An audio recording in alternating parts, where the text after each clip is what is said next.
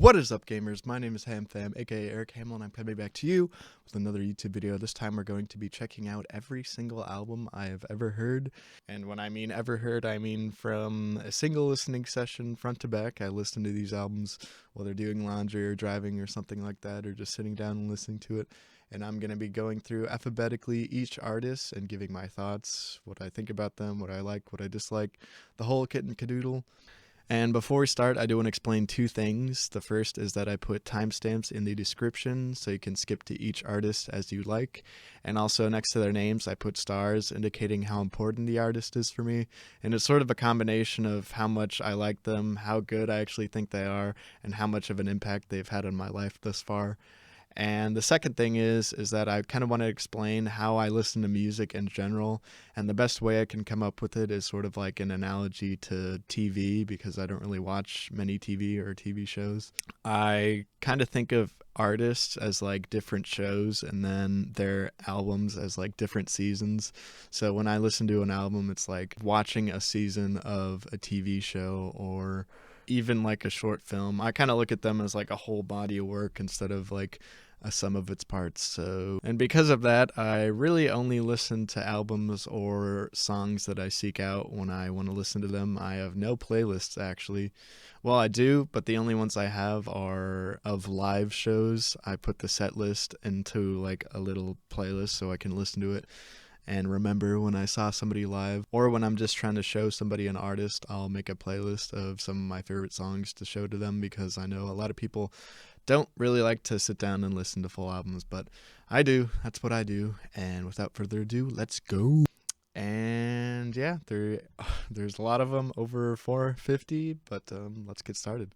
Starting with A$AP Rocky, baby. Now, I enjoy A$AP Rocky. I feel like I enjoy the idea of A$AP Rocky more than I enjoy him. And what I mean by that is just I don't think his albums are enough for me to carry through a whole listening experience.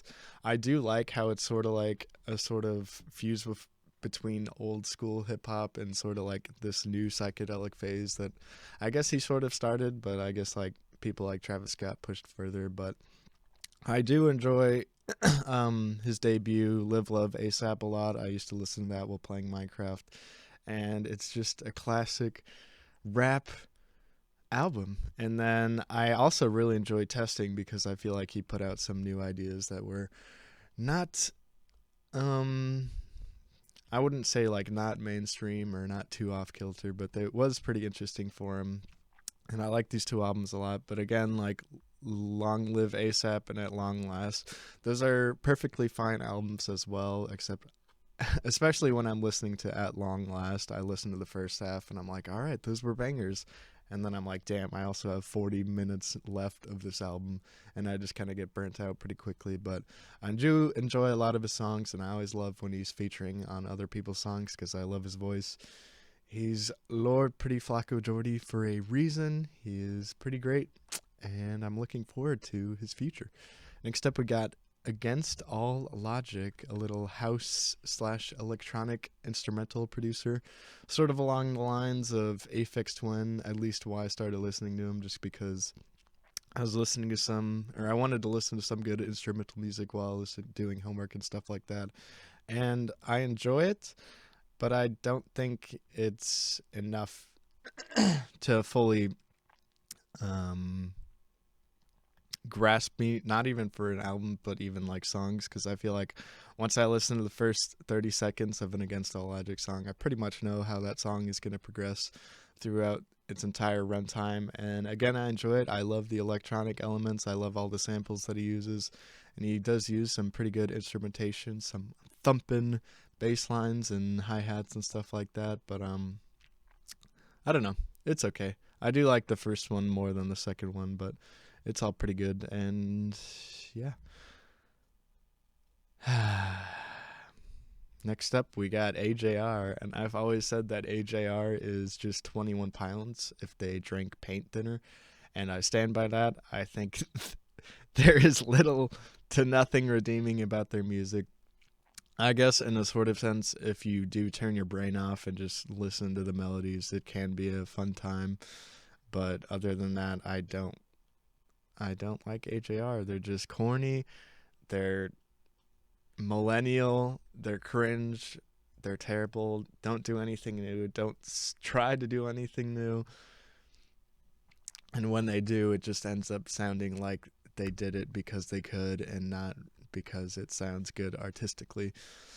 But yeah, that's AJR. I'm not going to listen to their new album or probably any of their new stuff ever again. Alvvays, the new indie rockers on the scene. I love Antisocialites. It's a bunch of indie rock bangers. And then Blue Riv came out this year, and I listened to it, but I'm still trying to wrap my head around it. I do enjoy it a lot, but I feel like it's less immediately impactful as Antisocialites, and I also still need to listen to their first record. But I do enjoy Always a lot, and I like Blue Rev. It's just different, not in a bad way. It's just weird because all the instruments and especially their vocals are more mixed to sound like they're almost in a live setting. So it almost sounds like you're just hearing them live, which can be like off-putting, but also really cool. It's kind of off-putting because I can never really understand what she says, and I feel like all the sounds can get together, can get like a bit mixed up and a bit claustrophobic, but I do enjoy these records, and I look forward to see what they do in the future, and I still need to listen to the first one. But yes, great indie rock albums. Next up, we got Ameer Vann, baby. Rest in peace, Brockhampton. I was upset when he left. I thought it would ruin the group dynamic because I thought he had a very interesting voice, and I loved what he had to say a lot of the time. And he proved on this EP that it can do it solo. It's not really mind-blowing or anything. It is kind of just like what you would expect if Ameer Vann started doing solo material. And I enjoyed it. It's pretty cool. And I also enjoyed his two recent-ish singles. But yeah, that's about it. American Football. I have tried and tried and tried to get in this album, and I just can't. It's a little too slow for me. I love the first song, Never Meant, of course, because that's a classic meme song. I can play it on guitar. It's super catchy, super interesting, super melodic and focused. And then after that, it kind of just falls apart near me and kind of gets too slow. I feel like I just need to get into math rock / emo rock, sort of that vibe in general more before I can really come to appreciate this full album, and then subsequently listen to their other material as well. But yeah, still wrapping my head around this. Angels and Airwaves, I've only listened to Empire, I guess. I feel like I've listened to other ones by them too, but this one is probably the best out of the ones that I have listened to. And it's nothing super special. It's what you would expect out of like a Tom DeLonge side project, I guess. Lots of whoa, yes, and fun, interesting guitar licks and stuff like that, but nothing ever too groundbreaking or something I would want to revisit very often. Next up, we got a Swans / Michael Gira side project that is Angels of Light. And I enjoyed when I listened to these two records, but they are kind of like slow and not very memorable. But that's sort of the deal whenever I listen to Swans or Michael Gira. You kind of just have to let it sit with you and let it click over time, and I just do not have the time or patience to allow myself to do that. But I do love Evangeline, an entitled love song off of How I Loved You, and so I guess this is a superior record, but I don't know, this one's cool too. I guess I'll eventually get to them, but yeah.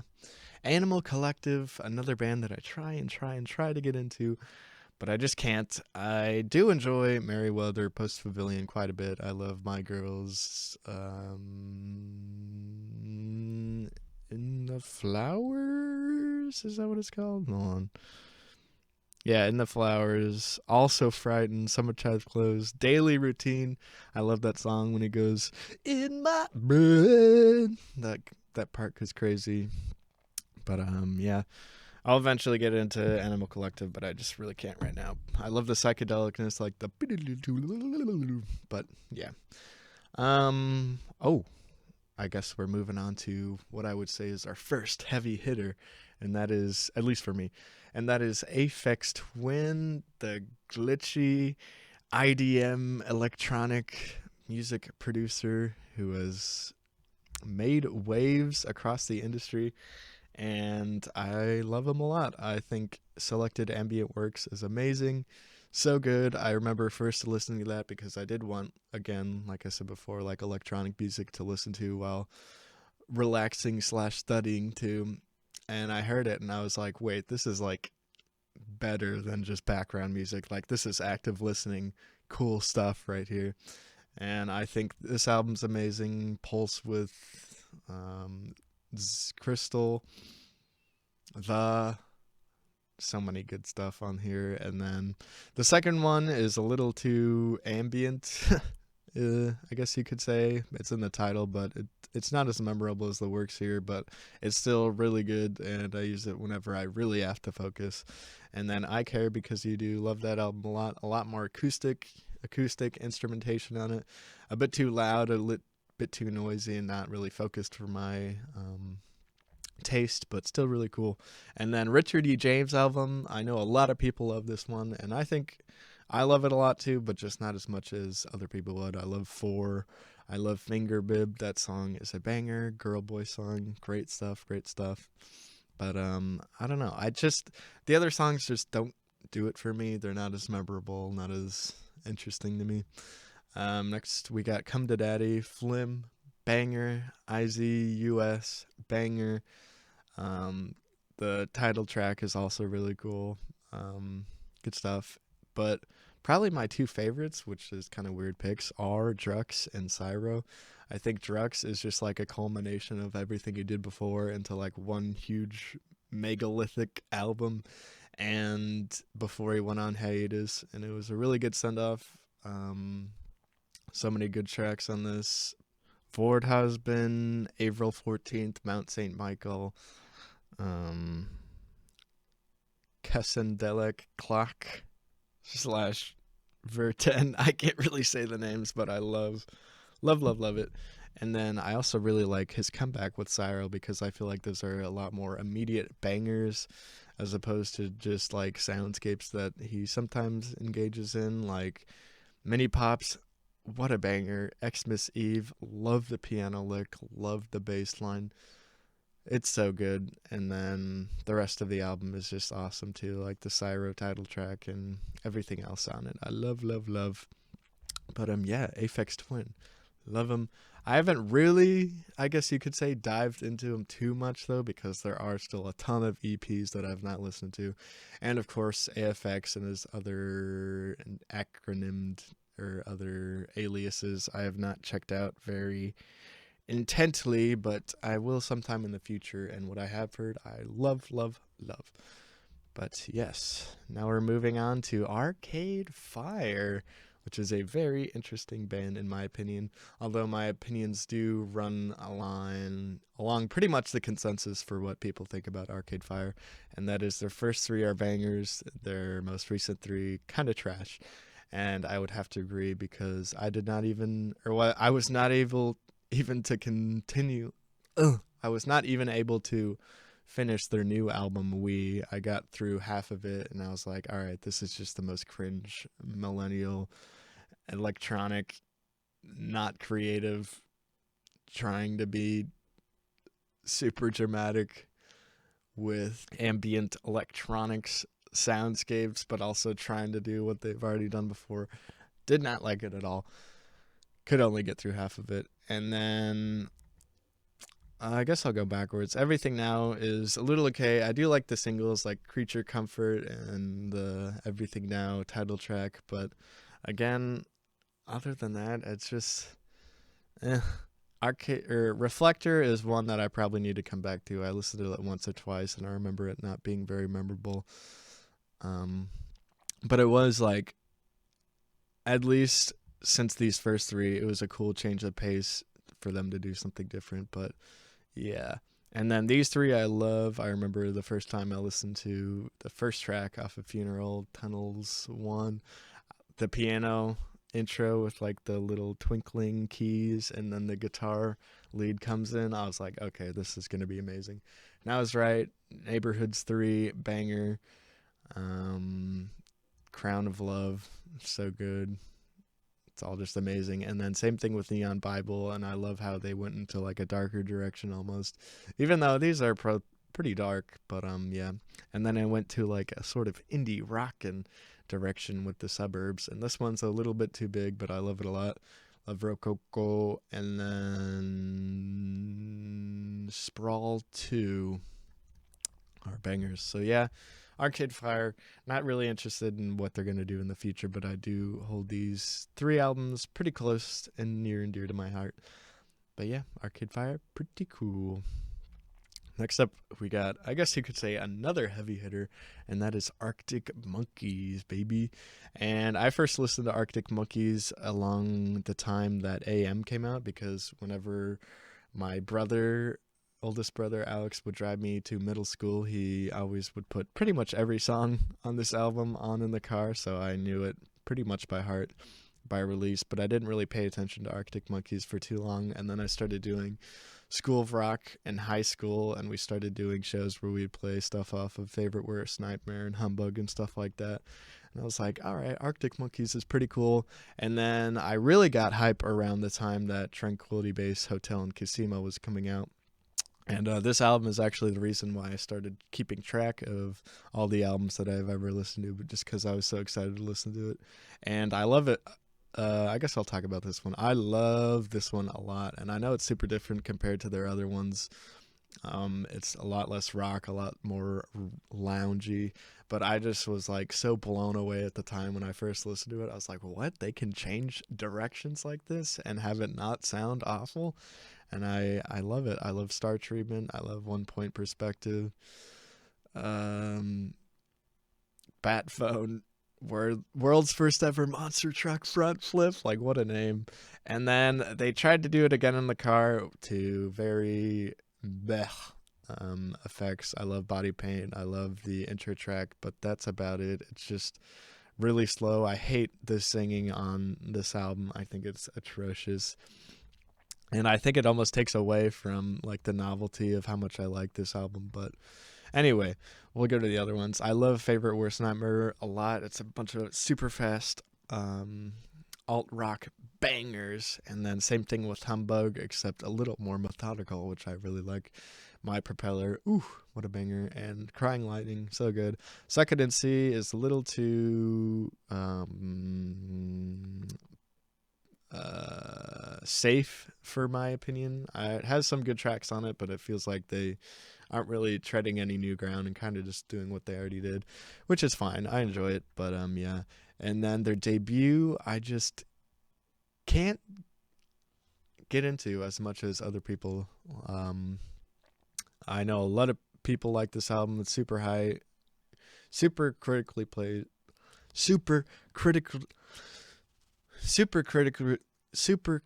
praised, but I think I just need to give this one another chance because it has been a while since I really listened to the full thing. But honestly, if there's anyone that would grow on me and like become my favorite, it'd probably be this one. But yeah, Arctic Monkeys, love a lot, love playing their music, love listening to it.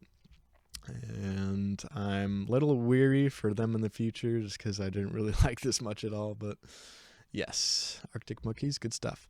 Next up, we got Ariana Grande, and gonna be honest, don't remember any tracks on these 2 albums except for the singles, except the singles are such bangers. No Tears Left to Cry, so good. And then God Is a Woman, amazing. And then Thank You Next, 7 Rings, and all the rest of them on Thank You Next.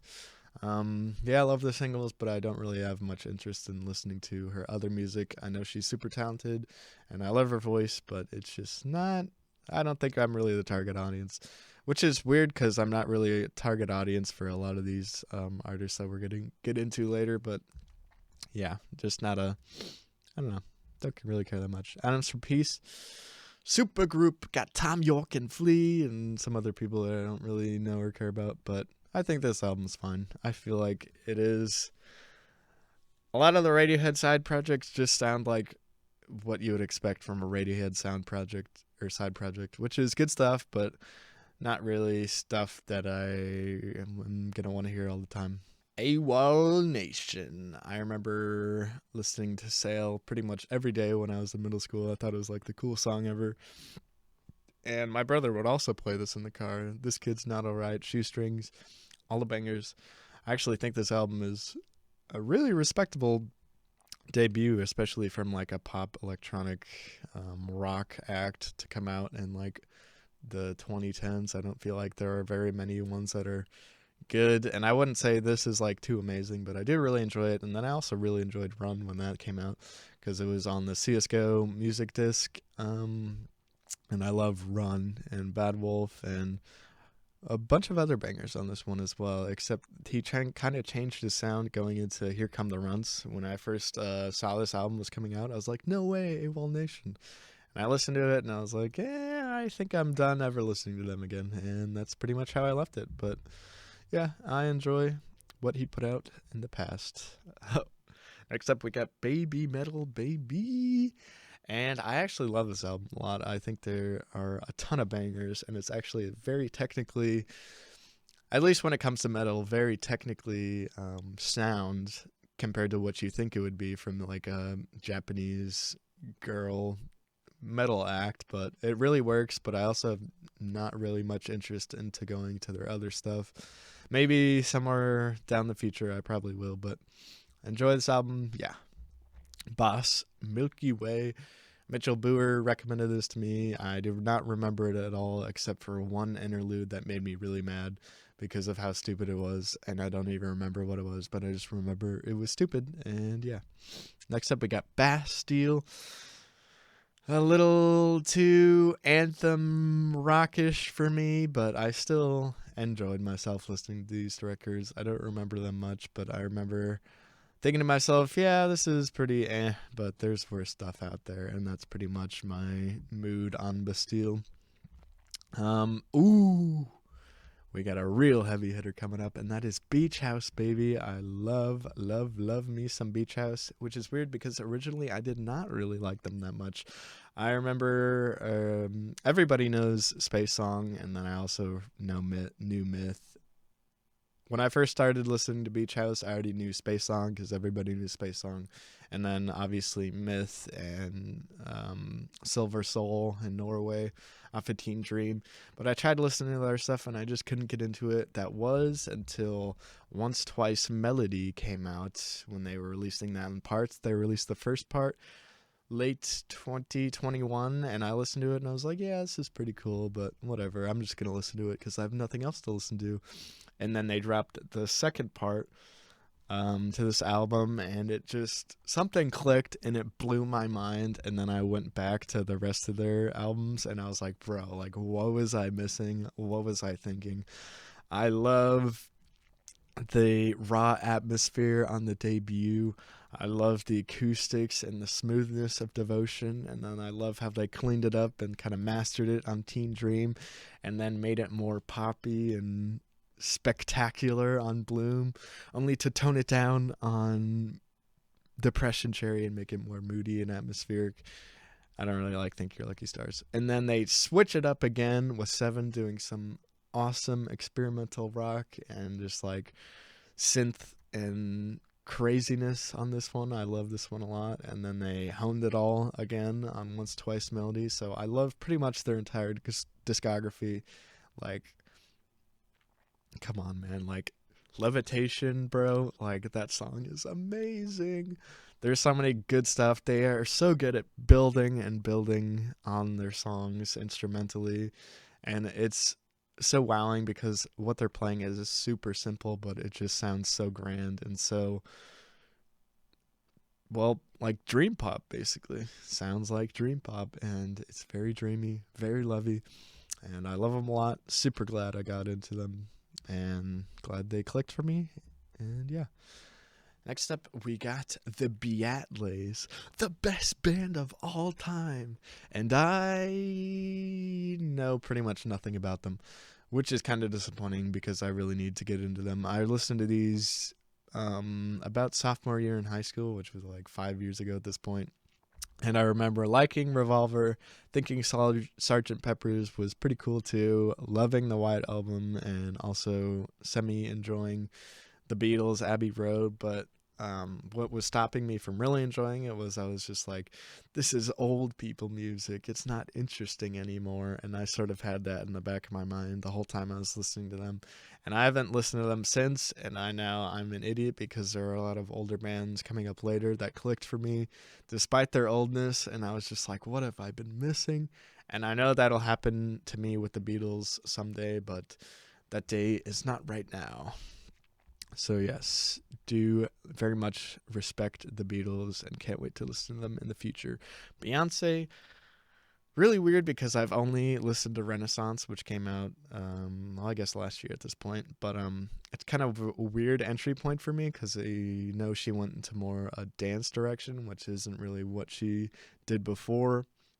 I obviously know some of the big singles that she does, but not really have much drive to go and listen to the other albums, though, but maybe I can be convinced and maybe I'll enjoy them at some point. Big Thief with Dragon, New Warm Mountain, I Believe in You, came out last year. It's a bunch of indie rock, folk rock bangers. It's super loving, super tender, but I can't bring myself to come back and listen to them. I think I just need to get more into folk rock in general before I can really appreciate it.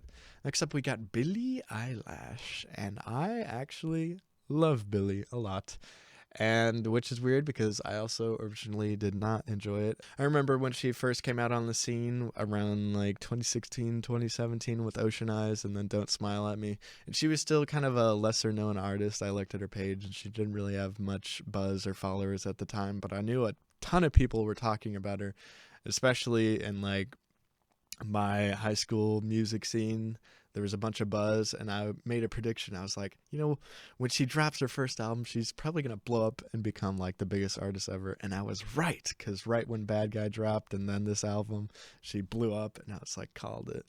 But yeah, but when We All Fall Asleep originally came out, I actually didn't like it because I don't know if it was because like it was popular, and I was just like, this is normie popular pop, like Wish You Were Gay. When the Party's Over, I was like, yeah, whatever. And I enjoyed the album despite my dumb biases in my head, but it wasn't until the singles started coming out for Billie Eilish, or for Happier Than Ever, I enjoyed like every single one that came out, and I was like, okay, wait a minute, maybe she is pretty good. And then this album dropped, and I was like, yep, she's amazing. Went back to this one, yep, she's amazing. So I love these two a lot. I think they have some very interesting production choices, vocal choices, just song choices in general that I don't think a lot of people are capitalizing on the way she did or the way she is able to. Very dark, moody, like whispery, but also like ironic and focused and stuff like that. But love these albums and I enjoy this as well. So yeah, looking forward to Billie Eilish's future. Next up, another heavy hitter, and that would be Björk.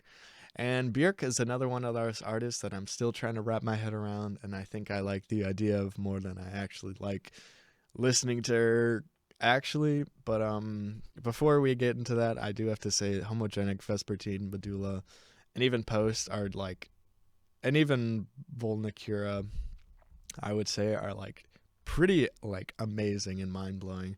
It's just, to me, her other stuff that she dropped like kind of shows that some of the experimentation, some of the choices she makes like are almost sound out there just to be out there and don't really like sonically help the tracks go anywhere. And I think that was really evident on her latest album, Fasora. I actually didn't even finish that just because I thought it was just like wankery at that point, and I just didn't really want to listen to it. But I think she has such a smart way of creating songs. Like, take the first track off of Homogenic Hunter, like super electronics, and then she can sing like no other. The way she sings, How Scandinavian of Me, just like scratches my brain just right. And then she does it again on Vespertine. Very loving, very tender, very sad, very moody, very glitchy, and then she switches it up with Medulla doing all the throat singing while actually making it not sound terrible. And I think Post is just a great album, great 90s album in general. And then I enjoy Debut, I enjoy Biophilia, don't really care for Volta much, but overall I really like her. I feel like there's more to her that I could like, I just haven't been able to yet, but from what I have heard, I get the hype, and I think she's great. I don't know. I feel like a lot of it is out there just for the sake of being out there, and I can't enjoy it. But I don't know. Love Björk. Next up, we got the newest art rock outfit coming out on the scene, and that is Black Country New Road. I heard for the first time when that came out, and I was like, yeah, this is pretty cool, but it feels kind of directionless and sort of out there just to be out there. But it was still really interesting, and I liked the instrumentation on a lot, especially on track X and Opus and Science Fair, all that stuff. Sounds super cool. And then I'm really glad they honed it in for Ants from Up There. I think these tracks are so beautifully written. Like Haldern, bro. Like that piano in the building and then how it explodes and like... Like, bro, that blows my mind how they were able to do that and then do it like for every track on this album. It just sounds so good. So good. Probably one of the best of the year. Maybe my favorite. But it'll be interesting to see what they do in the future because the frontman left and he had some amazing lyrics, amazing delivery style, just super unique. I loved it so much. But yeah, that's pretty much all I got to say. They're pretty new. Not much to say about that, even though they've amassed like a lot of critical acclaim already. But yeah, next up we got the experimental loud craziness that is Black Midi. I remember when Cavalcade came out, I listened to John L and I was like, okay, this is just not for me right now, and I just could not get into it. But then I listened to Hellfire and that actually clicked for me pretty much immediately, and I was like, whoa, this is like legitimately amazing. I love the horns, the jazziness, the just explosiveness of it, but it also like they can get quiet and it also still sounds interesting. So I was like, okay, I get it now. And so I went back to Schlangenheim and I was pleasantly surprised to see it was like the same thing except just with distorted guitars. BM. I had listened to that song and that was probably one of the first songs in a long time that I was like, this is amazing, like jaw dropping, despite how like simple it is. And I know it's kind of like ridiculous the way he sings on that, but I think it's pretty cool and the rest of it's pretty cool. And then I'm still trying to get through Cavalcade. I like it a lot more than I did at the time I tried listening to it, obviously, but yeah, enjoy these albums a lot. Excited to see what they do in the future. Next up we got Blink 182. Out of all of a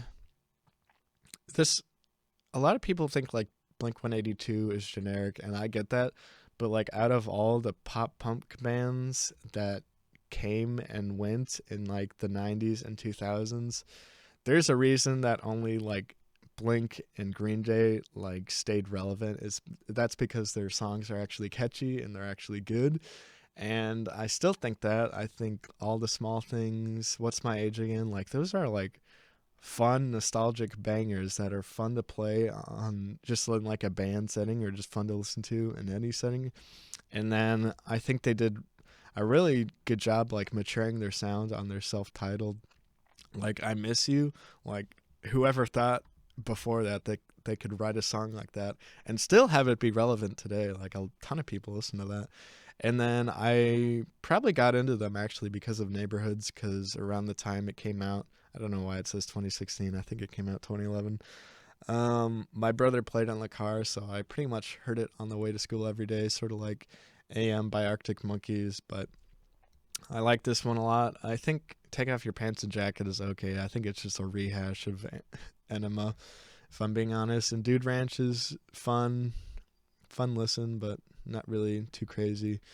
And then everything else after that I just haven't really cared to listen to because I feel like they're past their prime at this point. I did listen to California when that came out. Thought it was fine. Don't think I made it through, I guess. But yeah, I do love and respect Blink-182 quite a bit, despite, again, them being simple and not really too boundary pushing. But yeah. Next up, we got Blood Orange. Oh, I have listened to Angel's Pulse. I don't remember this one much at all, but I do love Negro Swan a lot. I love the Orlando. Sounds so good. And then Hope, banger. Jewelry, banger. Charcoal, baby. That guitar lick is crazy. So yeah, I can tell he puts so much passion into his music, and you can really hear it, but a lot of it's just a little slow for me, a little too soulful, and like, you know, a little too wavy. I need something like fixed that I can grab onto, you know. Next up, we got Bon Iver.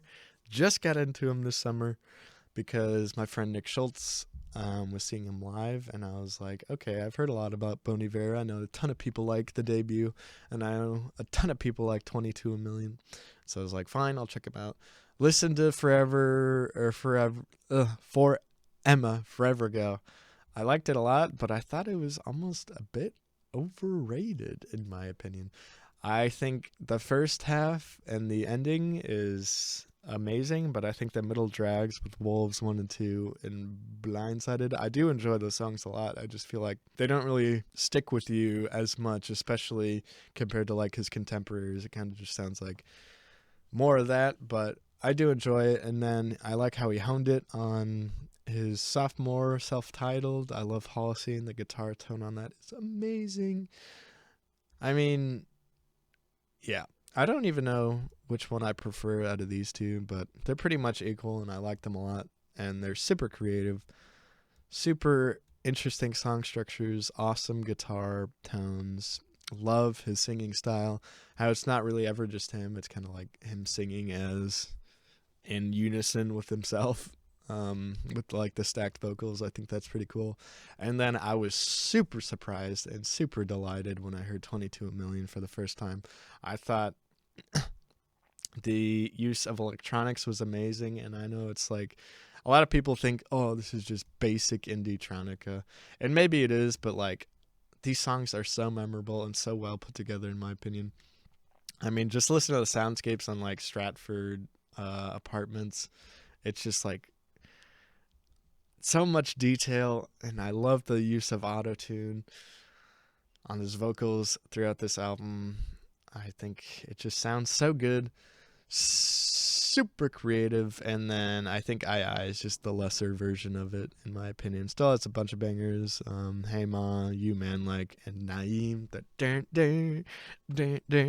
Sounds amazing. So yeah, love Bon Iver. Don't think I love him as much as some people might do, but I think he is very respectable and a very talented artist. Next up, we got Boxcar Racer, Tom DeLonge side project again, and it's cool. I think it's sort of still along the lines of like a Blink-182 project, like a pop punk rock sort of deal, but I do think this was executed pretty darn well. And I like the last song about 9/11 with Mark Hoppus. Good stuff. Oh boy.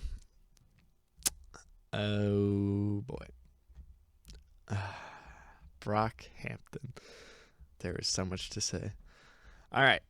So I was a sophomore in high school when I first started listening to Brockhampton, and that was because my friend Tommy Phillips had recommended them to me, and they were just starting to become a thing. And I really liked the idea of like a boy band being a rap group. And I still wasn't really into rap at the time, but I thought, hey, if there's any way for me to get into it, this is probably it. And so I slowly got into the Saturation trilogy, and I loved it, started liking it even more and more. And then I was fully on board with the hype, especially when Iridescence had come out, and after they had kicked Ameer, because it was like, oh, what are they going to do? Are they going to be able to still function as a band? And I loved this record. I remember when it first dropped, I listened to it like 7 or 8 times the first day, and I thought it was just awesome experimentation, especially from the stuff that they were doing from the Saturation trilogy. I think the Saturation trilogy is still their peak, like by far. I think just the chemistry they have between each song is just so good, and it's filled with so many bangers like Boogie, Sweet, Gummy, Heat, Star. Like, bro, these are like bangers, and I love them a lot. But then after that, especially after like how much hype in my brain I put into the release of Iridescence, I kind of slowly started to dislike them, or not dislike them, but the hype started to die down, especially for me, and it seemed like for other people, because by the time Ginger came out, they weren't as relevant, at least in my music sphere, with the people I know. I know like a ton of people like this album, and I loved the singles coming up to it. I thought the instrumental on Boy Bye was super unique, and I also loved If You Pray Right. So good.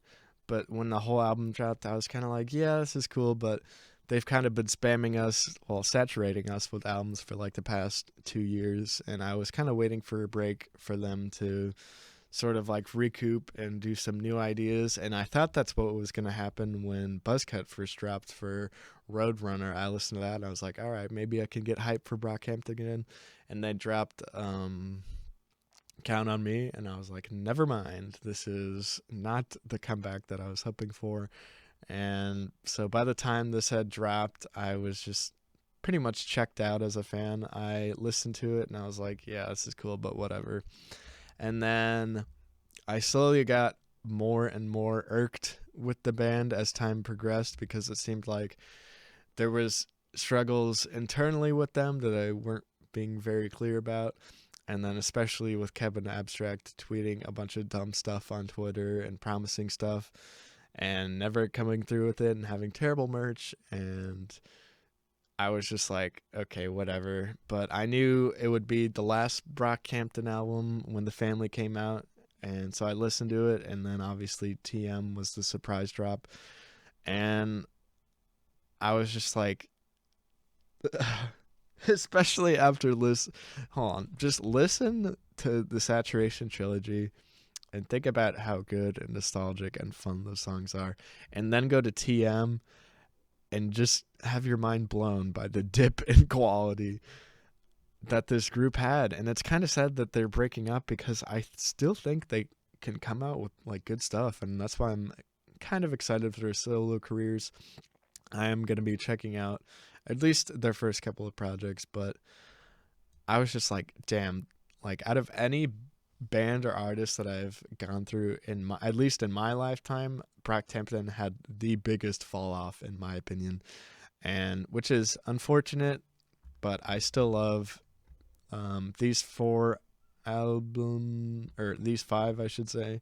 So yeah, I warmed up to Ginger a lot more, especially after the release of these, but like, come on, like this is awful. I'm sorry. But yeah, Brockhampton overall, good stuff. BÖRNS Dopamine. I listened to it once because I loved Past Lives and obviously Electric Love, but it's kind of just a generic poppy album, indie popish, and then I had no draw to listen to Blue Madonna when that came out, so yeah, BÖRNS is fine, I guess. C14 with Minecraft Volume Alpha. It's Minecraft music, bro. It is the cream of the crop. Everybody knows that. All right, Cage the Elephant. I think Cage the Elephant is corny, basic, uninspired, but at the same time sort of inoffensive enough to where I can enjoy quite a bit of songs by them, especially Cigarette Daydreams, Spiderhead, Come a Little Closer. Like, I love those songs, but when it comes to full listening album experience, this is probably their best one, and I have tried out their other ones, but it's just, I feel like they think they're a lot cooler than they actually are, and it comes through on the music not sounding as grand or as interesting as they think they are, and that's especially apparent on Social Cues. I think this is like a very weird regression in their sound, but it's still like straight up just rock bangers. So I guess it's all right, but I just could never get into Cage the Elephant if I'm being honest. But yeah, they're fine. Next up, we got Car Seat Headrest, and Car Seat Headrest is really good. I like them a lot. I was recommended Twin Fantasy by, again, Tommy Phillips, and I was just like blown away that like a sort of indie rocking lo-fi sound could be as like grand and as experimental as it was. And it's not even that this is a very experimental or grand record. It's just at the time I hadn't really heard anything like it, and I really loved it. And then I thought Teens of Denial was a little slow at first, but then I realized it is just as methodically crafted as Twin Fantasy. So love that album a lot too, but I was slightly disappointed with keeping or making a door less open. I feel like he kind of played it safe. He did add some like synth songs in there and some like electronic, almost dubstep, if you will, but it just wasn't as cohesive as the other releases. But I do like a couple songs on here, and then I think Teens of Style is a really cool look into his earlier work that I have no interest in listening to, but do love the lo-fi aesthetics and the songwriting on this one as well. So Car Seat Headrest, thumbs up. Chance the Rapper, I cannot get into him. I remember when Coloring Book was super big around 2016. I was like, wow, this is really annoying. I do not want to listen to this. And then I was like, okay, I'll give him a chance. Haha, with The Big Day. And then when that dropped, I listened to it and I was like, it just cemented like, I can't ever get into this guy. And it sucks because I know a ton of people love acid rap, a ton of people love 10 Day, but I don't know. I don't know if it's his voice that's just not for me, or the way he has his flows, or just the instrumentals being too bright and sugary in general, but I just can't get into Chance the Rapper. I'm sorry. Charli XCX. Now I originally brushed off Charli as just like another pop, synth pop, power pop person in the industry. I didn't really listen to her first releases, but then Anthony Fantano named Charli as his #1 of the year, so I was like, all right, I'll listen to it. And it is legitimately amazing. It's very well thought out, very well crafted, produced. Love the features on it too, like Lizzo. But yeah, very big, very bold, very experimental, especially towards the end there, like 2099 with Troye Sivan. But after that, I think these are okay. I like a handful of tracks, mostly the singles off of these, but I don't think they're like as gripping as or as grand as Charli is. But I do like how she went on Instagram Live before this How I'm Feeling Now dropped, and she debuted Claws on the Instagram Live. So I was like, no way, I got to hear a song before it's released, and I had never really done that, so that was pretty cool. But yeah, I'll still be paying attention to Charli in the future, but I don't think I'll see her back catalog anytime soon, though. But yeah, do enjoy Charli. Childish Gambino, I also can't get into him, and it's sort of the same reason as Cage the Elephant. I feel like he looks and acts cooler than he actually is. I know a lot of people love Because the Internet and Awaken My Love, and I do enjoy the tracks I have heard off those albums, but there's just some sort of weird energy or vibe I get from him that I just can't really get on board with. And I remember enjoying this album when it came out, but I know a ton of people didn't actually really like it. So I don't know. I'm more open to checking out Childish Gambino in the future, though, as compared to like Cage the Elephant or Chance the Rapper. But yeah, Clairo. I always knew Clairo existed. I knew she was like a bedroom pop type person. Even when she was really small, I had heard a couple of tracks from her, but I wasn't too interested when Immunity came out. I listened to it once and I was like, yeah, this is pretty much what I expected from a bedroom pop turned um, major label album. But when I heard Blouse off of Sling, I was like, okay, I can maybe get interested into what she has to say. And I was legitimately blown away by Sling. I thought the more folkiness, more piano driven and acoustic driven tracks on her suited her voice and her aesthetic really well compared to more like the electronics and straight up guitar on Immunity. But I think the tracks on here are super creative, super well structured, like Bambi. Like, I did not expect her to come out with a song as interesting or as open-ended as something like that. And then a bunch of songs on here, great acoustic cuts, like Reaper, super sad acoustic track.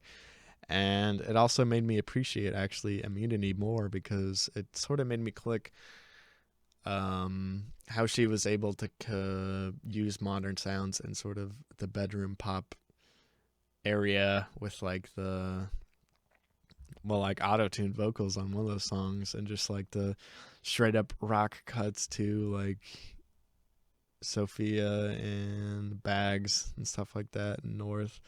And it's just a well sung, memorable melody album. So yeah, I love Clairo a lot. Next up, we got Clipping. And Clipping was hard for me to get into originally. Not because they were too like experimental for me, even though they are like sort of out there. I just thought like the way he raps is not very melodic. It's very like almost spoken word, but very technically skilled, especially with how fast he goes and what he says and what he doesn't say. Like, no personal pronouns on this entire album, which is really cool. But it all clicked with me when these two records dropped. I remember when There Existed an Addiction to Blood dropped, I was like, whoa, this is like a horror album for a whole album. Rap, and it sounds like crazy. There's all these like scary distorted noises throughout the whole thing. It sounds super creepy. And then they're like, alright, let's do it again on Visions of Bodies Being Burned. And I was like, whoa, like this is like a whole genre of rap that I just think is amazing. Splendor and Misery is also really cool. I just think it's a lot less memorable in its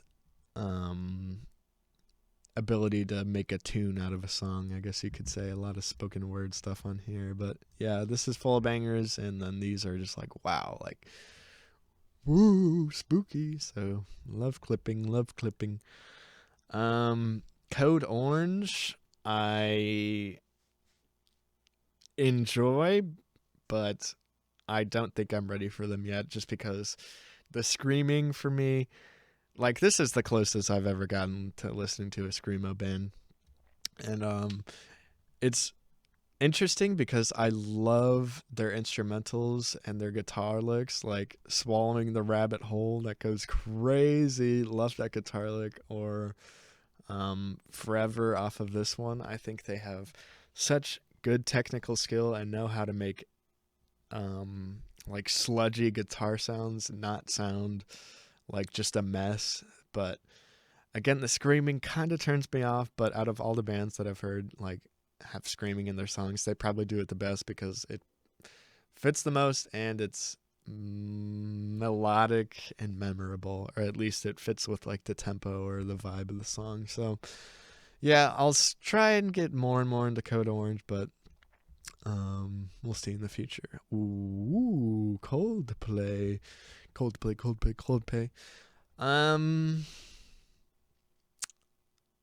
I think Coldplay is one of the more interesting bands to exist ever for me.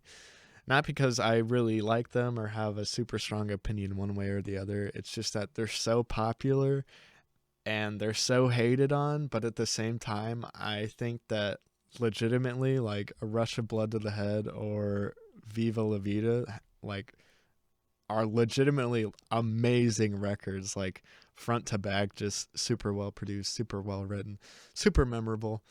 I think their debut, Parachutes, is a little debut for me, a little too simple. I love the twinkling guitar melodies on a lot of the songs, and the way he sings on this album sounds super personal and in your face. But I really like how they upped it, and almost like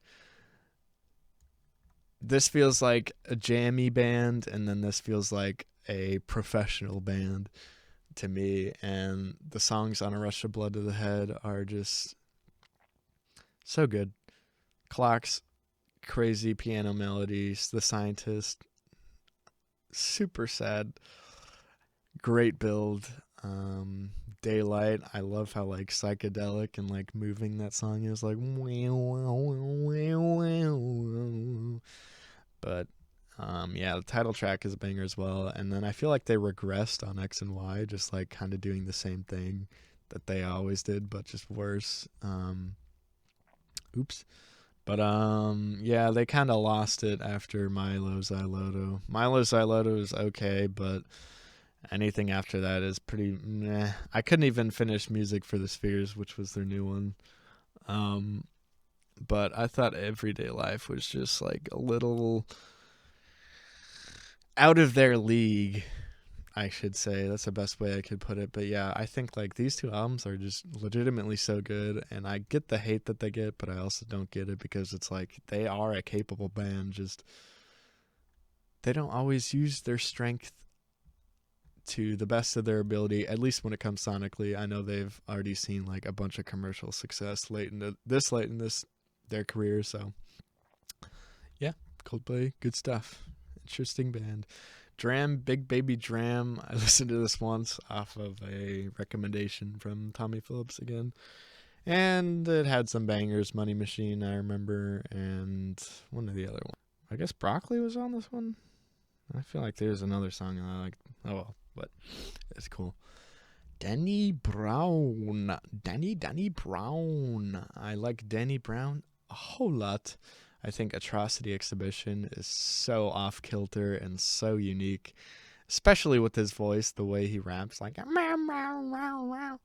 it's just like nobody else is doing that. Especially nobody else is doing it over beats like these. Like, you listen to, pick any song on this and you'll just be like blown away by how weird it sounds. But the one thing I do not like about Danny Brown is that he's pretty much saying the same thing over and over again, and that's especially apparent on Triple X. I know a ton of people love this album, but when I get to the halfway point, I'm like, all right, how many times can you tell me drugs bad, partying bad, but also love partying and drugs are awesome? Like, how many times can you say that over and over again?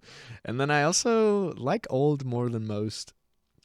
I feel like it is a bit more catchy, but also a bit less meaningful and impactful, but it's still a good release. And then I did enjoy You Know What I'm Saying when it came out, but I don't think any of his albums have come close to Atrocity Exhibition, but I am excited to see what he does in the future. Darkside, I listened to Spiral, thought it was super cool when I first listened to it, and then I listened to it again and I was like, okay, this isn't as cool as I thought it was. But yeah, that's all I have to say. Ooh, Daughters. This album is crazy. It's amazing. I know Fantano gave it a 10 album of the year, but it is as good as you think it would be. It's just so loud, so unapologetically just in your face that it's just like there's no escaping its dark themes and exciting just passages that it has. Like, you take the song City Song, for example. You would think it's boring, but the way it's just like it like legitimately sets you up for the big explosion that is Long Road, No Turns, and then Satan Await, those hollowing horns in the background like it's a fucking tornado or something like that. And then I also enjoy their self-titled. It's a lot more straightforward, a lot more straight up rock instead of just like noise and ambience. But yeah, I like this one a lot. The hit goes hard. The version goes hard. Sweet Georgia Brown. This goes crazy. I listen to this whenever I'm on a plane. Fun fact. But these I can't get into as much as I try. It's a little too screamish for me, and then a little too unstructured for me. But maybe it'll click for me in the future, and then open me up to more like metalcore type stuff. But yeah, love Daughters a lot. But rip the band though, I think. Dave Psychodrama. It's some British rapper dude. Don't really remember it at all. David Bowie with Black Star. I really like this album. I think it's super unique, especially for an album this late in his career. And as much as I enjoy it, it still didn't draw me to listen to the rest of David Bowie, which I probably should get into because I feel like I would really like it, especially since he is a more off-kilter personality. I feel like that'll come through in his music, and I feel like it has. But from what I have heard off of Black Star, I'm a Black Star. He has some good stuff, good songwriting capabilities. Dayglow, Fuzzy Brain. Don't remember it. I just remember it being a little too happy-go-lucky for me. A little too garage brand passion project for me. But it still has some enjoyable songs on it, so yeah. Oh boy, we're getting into another heavy hitter, and that is Death Grips. Death Grips was recommended to me in sophomore year again, around the time of Brockhampton, by my friend, again, Tommy Phillips. And I listened to the first two songs off the Money Store, Get Got and The Fever, and I was like, what do you have me listening to right now? And that sentiment carried through pretty much all the rest of the albums, except for some reason, especially after I listened to Year of the Snitch when that dropped in 2018, it all clicked a lot quicker than I thought it would, especially with how weird and out there Death Grips happens to be. The Money Store is probably their most accessible and straight up rap album, despite all the industrial noises and crazy stuff that's going on, and it's deserves all the praise it gets, honestly. There's nothing like bad about it, although you might just be done with listening to it by the time it's over, but I still think it's really good. And then they stripped it back a bit, especially on the instrumental end, to give the vocals more time to shine on No Love Deep Web, and I love that record, but probably not as much as The Money Store.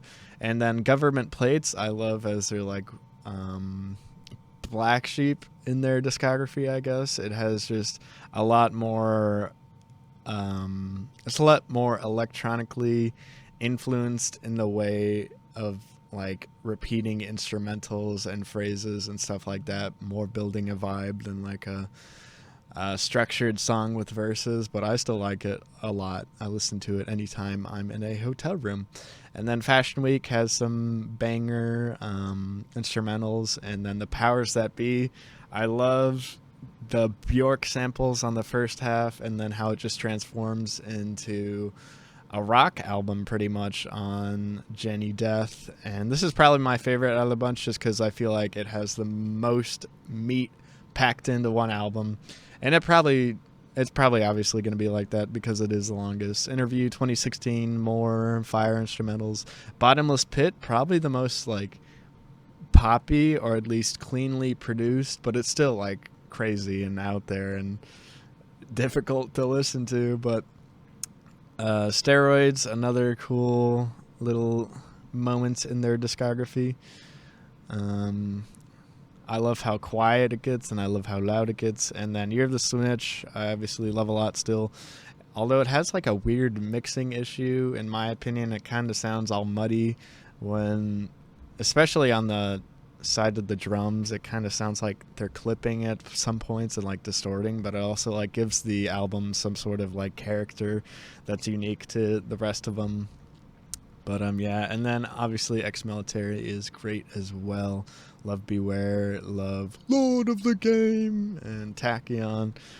I love his screaming vocals and just crazy mannerisms. And Death Grips is one of those bands that once you get into them, you really get it, and then you get why there's a huge meme community behind them and regular community. But they are pretty whack. Next up, we got Deftones, which is a band that I've tried to get into, but I really just can't. I enjoy them whenever they're put on, whenever I'm like working out or something with my friend Blake, because he always puts on stuff like that, like System or Stone Temple Pilots or any of those like 2000s alt rock bands. And I enjoy Deftones. I just don't think they are catchy enough, honestly. I think the guitar tones aren't used to their fullest extent on some of the songs because I feel like they're sacrificing catchiness for some sort of off-kilter thing that they want to do that doesn't always work out, in my opinion. And I like the vocals, but at the same time, I feel like they could use a bit more oomph to them. But I do think they stand out from their contemporaries, and I also like Around the Fur. I didn't have this there, but I'm pretty sure I've listened to that fully a couple times. But yeah, hopefully Deftones will click with me sometime soon. Denzel Curry.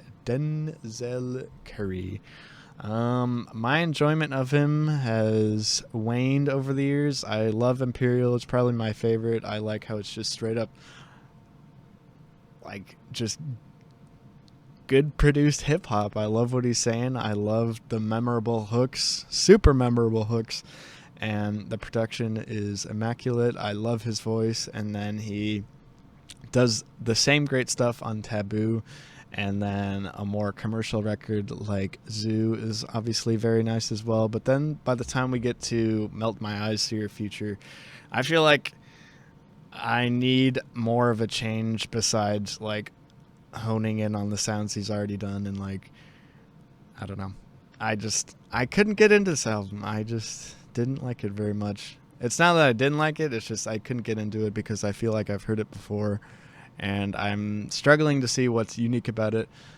And it seems like I'm just shitting on Denzel Curry right now, but I do love Imperial and Taboo a lot, and most of Zoo. So I am excited and will be following his career in the future. Next up, we got Drake, and I have not listened to very much Drake, and that is just because I get bored way too quickly with his stuff. But anytime I hear a Drake song, I'll be like, whoa, this song is amazing. Oh, it's by Drake? That's crazy. And that's pretty much happened with All of More Life. I actually really like this mixtape, if you will. But stuff like Scorpion or Certified Lover Boy is just like, all right, man, you can take off your fucking tough guy persona for 2 seconds, please, and make like a normal album that has like more consistent flows, songs, and ideas packed into one thing. But for what Drake is, I still really respect him for being like the biggest artist out there for like 10 years plus running, and he does come out with bangers every once in a while. Like even 2C Slide I think is good stuff. But yeah, one day I will get into Drake and listen to all his stuff and finally appreciate and fully understand him. But at the same time, I'm doubting if that appreciation is really there, or if there's anything really there for me to appreciate, I should say. But yes, Drake, interesting guy. Earl Sweatshirt, a little too technically focused to be memorable, in my opinion. It took me a while to get into some rap songs just because I felt like he sacrificed a lot of the songwriting to make interesting sounds and interesting ideas that are really cool, but don't grip me for an entire project. I feel like I don't like Shit I Don't Go Outside Indoors are more of what I like from him. And then I do like East on Feet of Clay, just because that's a whole meme in and of itself. But yeah, Earl Sweatshirt is cool. Not too bad, not too great, but good stuff. Ed Sheeran equals. I don't know why this is the only Ed Sheeran album I've listened to, but I've never mind Ed Sheeran. Some of his songs are probably some of the most corny I've ever heard, like Perfect or Galway Girl, I think it's called. But I actually did like a fair bit of songs off of this album, but I have no interest in going back to Divide, especially after like the hype's already like dead for that album, despite how big it was at the time. But yeah, Ed Sheeran, don't mind him. Eminem. Have not listened to much Eminem, but I think this album is immaculate. It's amazing. I actually haven't heard it in a very long time, but I pretty much like every song off this album, and I love how weird and like manic he is whenever he's rapping, and then the instrumentals are just as fun to back it up. It's really nostalgic, but I also think it aged really well, especially for the time. And then I kind of liked Kamikaze at the time from what I remember. I really like the Venom song, and I know everybody hates it, but I like the Venom. I think that's really cool.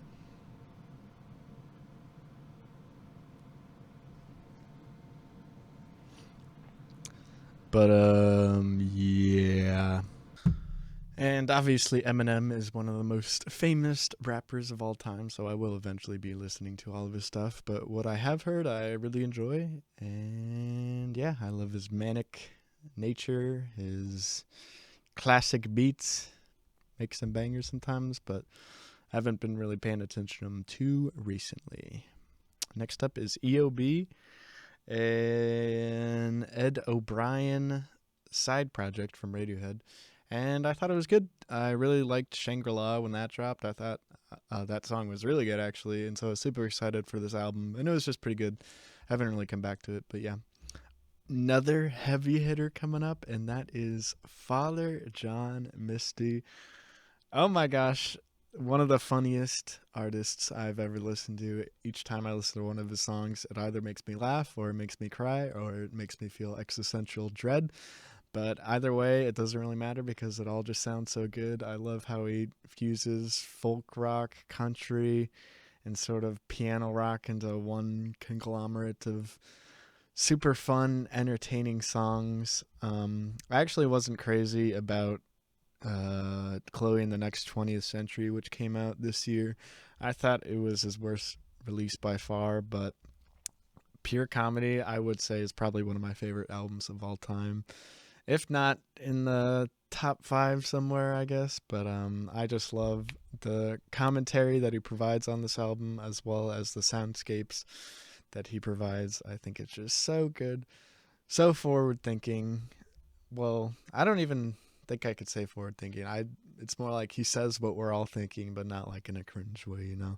And then I Love You, Honey Bear is full of love songs that just make you so happy and so full of life. Fear Fun is also entertaining. And then since the release of Chloe, I've actually gone back and really liked God's Favorite Customer. I didn't really like it at first. I thought it was a little bit too basic, but I've grown to appreciate when artists can do big artistic statements like Pure Comedy, but then also just go up to straight up bangers that still have a thoughtful edge to them that others may not.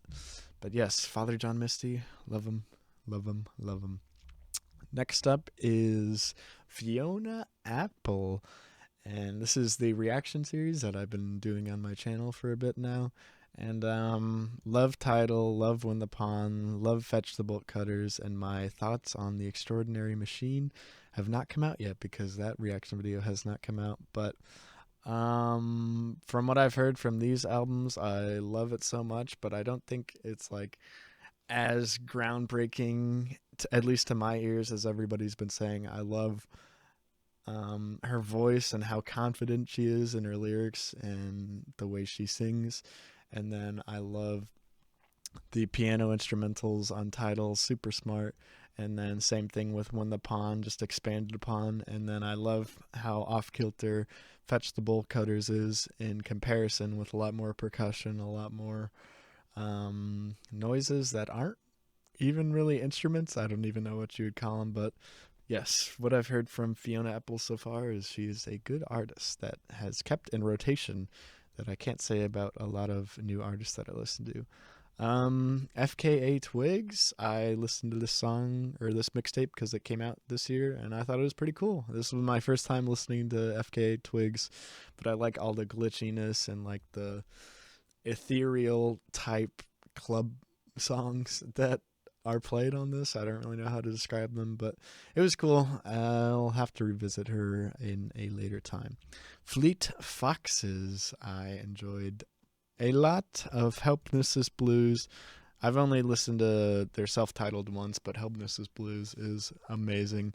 It took me a while to get into it. I sort of had to learn each song one at a time and really get used to his voice and the style of what the band is trying to do, because I really hadn't heard anything like them. Well, I have, but like not to this degree where like I can actually pay attention to it because it sounds good. But yes, love Fleet Foxes. Have to dive into them more in the future.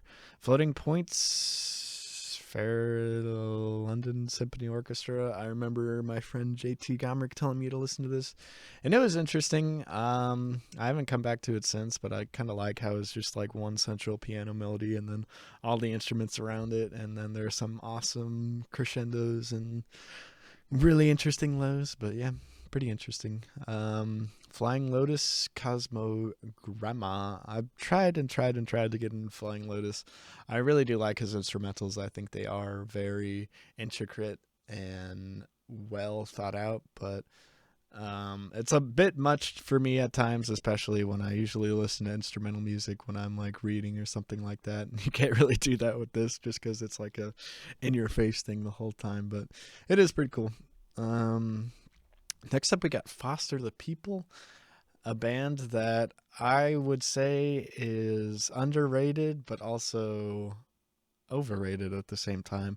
I really enjoy Torches, and I actually enjoy all three of these albums, but I'd say they're the definition of bubblegum pop to me. When I listen to them, I enjoy it a lot, but then I can also get sick of it like really quickly. But I think they do have some creative ideas, especially on Supermodel, and some banging catchy songs on Torches. And then I like how they switched it up to more of like a dance type thing on Sacred Hearts Club. I know a lot of people didn't like this, but for a band that I thought was just going to be a one-hit wonder for me, I'm glad that I still enjoy them as much as I do. Not really much the recent singles and EP. I actually didn't even fully listen to the EP, but I am excited to see what they do for like their next statement in the future. So yes, enjoy Foster the People a lot. Sula Joja Fantastica goes crazy. Frank Ocean. Good old Frank Ocean. I remember listening to Think About Me and thinking, oh, this is the potato song from Vine. And I thought it was good, but I was like, why is he so hyped? Like, I don't get it. And so I listened to that and then a couple more tracks off of Channel Orange, and I was like, what? Because it goes into like a couple of interludes after that one. So I was like, huh? And then I listened to Blonde, and the first song is Nikes, which is just the pitched up vocals for like the first half. And I was like, why is this guy like so popular like with the mainstream? It doesn't sound like he has like a normal sound to him, or at least not one that would be popular in the mainstream. But once I finally got through both of these albums, I was like, oh, okay, I get it. Sort of like that vintage aesthetic, but also sad boy anthems on Blonde, which are like legitimately very well written. Like, what's it called? Siegfried off of Blonde. I'm like, only Frank would be able to make a song like that and not have it be boring or just go on for too long and not really say anything. And then I actually have Endless on vinyl. It's interesting how it's an Apple Music exclusive. Thankfully, I do have Apple Music, so I was able to listen to it. And I really like how all the songs like bleed together and it's one just, well, endless project. But I don't think it sacrifices cohesion in the sense that all the songs structurally go together just so they can flow together. I don't think that made sense, but I enjoy it. And then I also really like Nostalgia Ultra, how it incorporates just a bunch of samples from, well, nostalgic songs that make it with Frank's voice. And it's sort of like a treat after listening to what he really has to offer on his full-length album. So, yes, love Frank Ocean. Will he drop anything ever again? That will be seen. The Trappa Rappa, I think features fine. I never minded listening to him like whenever I'm at a party or something, or whenever he features on somebody else's song. But like a lot of these rappas out there, he just can't sustain me for an entire project. I think DS2 was fine. I remember listening to it. It was cool, but nothing that's going to make me want to return to him very much. But yeah. Ooh, wow. Here we go. Another heavy hitter. Godspeed You, Black Emperor. I remember the first time I listened to Godspeed You. Well, actually, there were two separate times. The first time I was just in my room and I was like, oh, I keep seeing this album artwork everywhere. I'll listen to it. And I listened to the first song and I was like, this is trash. And then I forgot about them for like a year or two, or maybe even longer. And then I remember I woke up in my dorm room bed and I just thought to myself, I need to listen to F sharp, A sharp, Infinity right now. Like that was the first thought I thought when I woke up, and I did. And I was like, wow, this is as amazing as I thought it would be, just out of a random thought in my mind. And so I love this album a lot. And then this one is even better. Probably one of the best albums ever made, honestly, in my opinion. But yeah, I also like Yankee, Alleluia, Don't Bend a Sin, banger, melodic, and then We Drift Like Worried Fire is also super cool. And then I was there for the release of God's Pee at State's End, which is fine. It's a little mellow compared to the rest of them, but all of these are like top tier post rock, and I say that with zero post rock knowledge other than like this in some other bands. But yeah, love Godspeed. The way they build on their tracks into like these cataclysmic, orgasmic endings with the loudest possible noises you could ever hear, but it sounds so good. So good. Especially Sleep on Lift Your Skinny Fist. That song is like, whoa, that hits. I will say it's the most heavy hitting music I've ever heard that does not have lyrics in it, or most emotionally impactful music I've ever heard that does not have lyrics in it. Oh boy, oh boy, lots of Green Day. Green Day was my first love of music. I remember I had my mom's iPhone, or maybe, yeah, I had my mom's iPhone. Or no, I remember I had my parents' iPod Nano, I think it was at the time, and I pressed, or maybe it was just iPod at the time. I pressed shuffle, and 21 Guns came on, and that blew my mind at the time of being like 8 years old. And I listened to that like on repeat until we got to our cousin's house when we were driving there. And then my brother showed me Boulevard of Broken Dreams and a bunch of other Green Day stuff. So I love, let's just start from the beginning. I haven't listened to 39 Smooth Slap 1000, whatever, the first one, or Kerplunk yet, which is interesting because I think I should. But Dookie's great, of course. It's like the classic pop punk album of the 90s, of course. And then Insomniac is pretty much the same thing, just a little better and a little worse in different areas. And then Nimrod, I love how varied this album is, from Time of Your Life to Take Back to Reject. Like there's so much variety on this album. Like even the Last Ride In instrumental and Nice Guys Finish Last. Nimrod's amazing. Nimrod is so good. Um, Warning, I also very much like. I can see why most people forget it, but it is a good listen, especially in transition to American Idiot. But I love American Idiot. 21st Century Breakdown is also really good, just a little long, in my opinion. Love this live album. And then I have not even listened to Trey. But yeah, these two kind of blow. They're interesting to me just because Green Day was my first band that like really got me in music, so I'll never really mind listening to any of their songs, but these are pretty bad. And I will still defend Revolution Radio as being a legitimately good album, at least for what the band was and are at the time. Like, this is like 25 years, almost 30 years running, and they're still putting out albums that are like pretty good quality, especially for them. But then they were like, never mind, we're just gonna release terrible stuff now. So yeah, Green Day, love them to death. I've seen them live.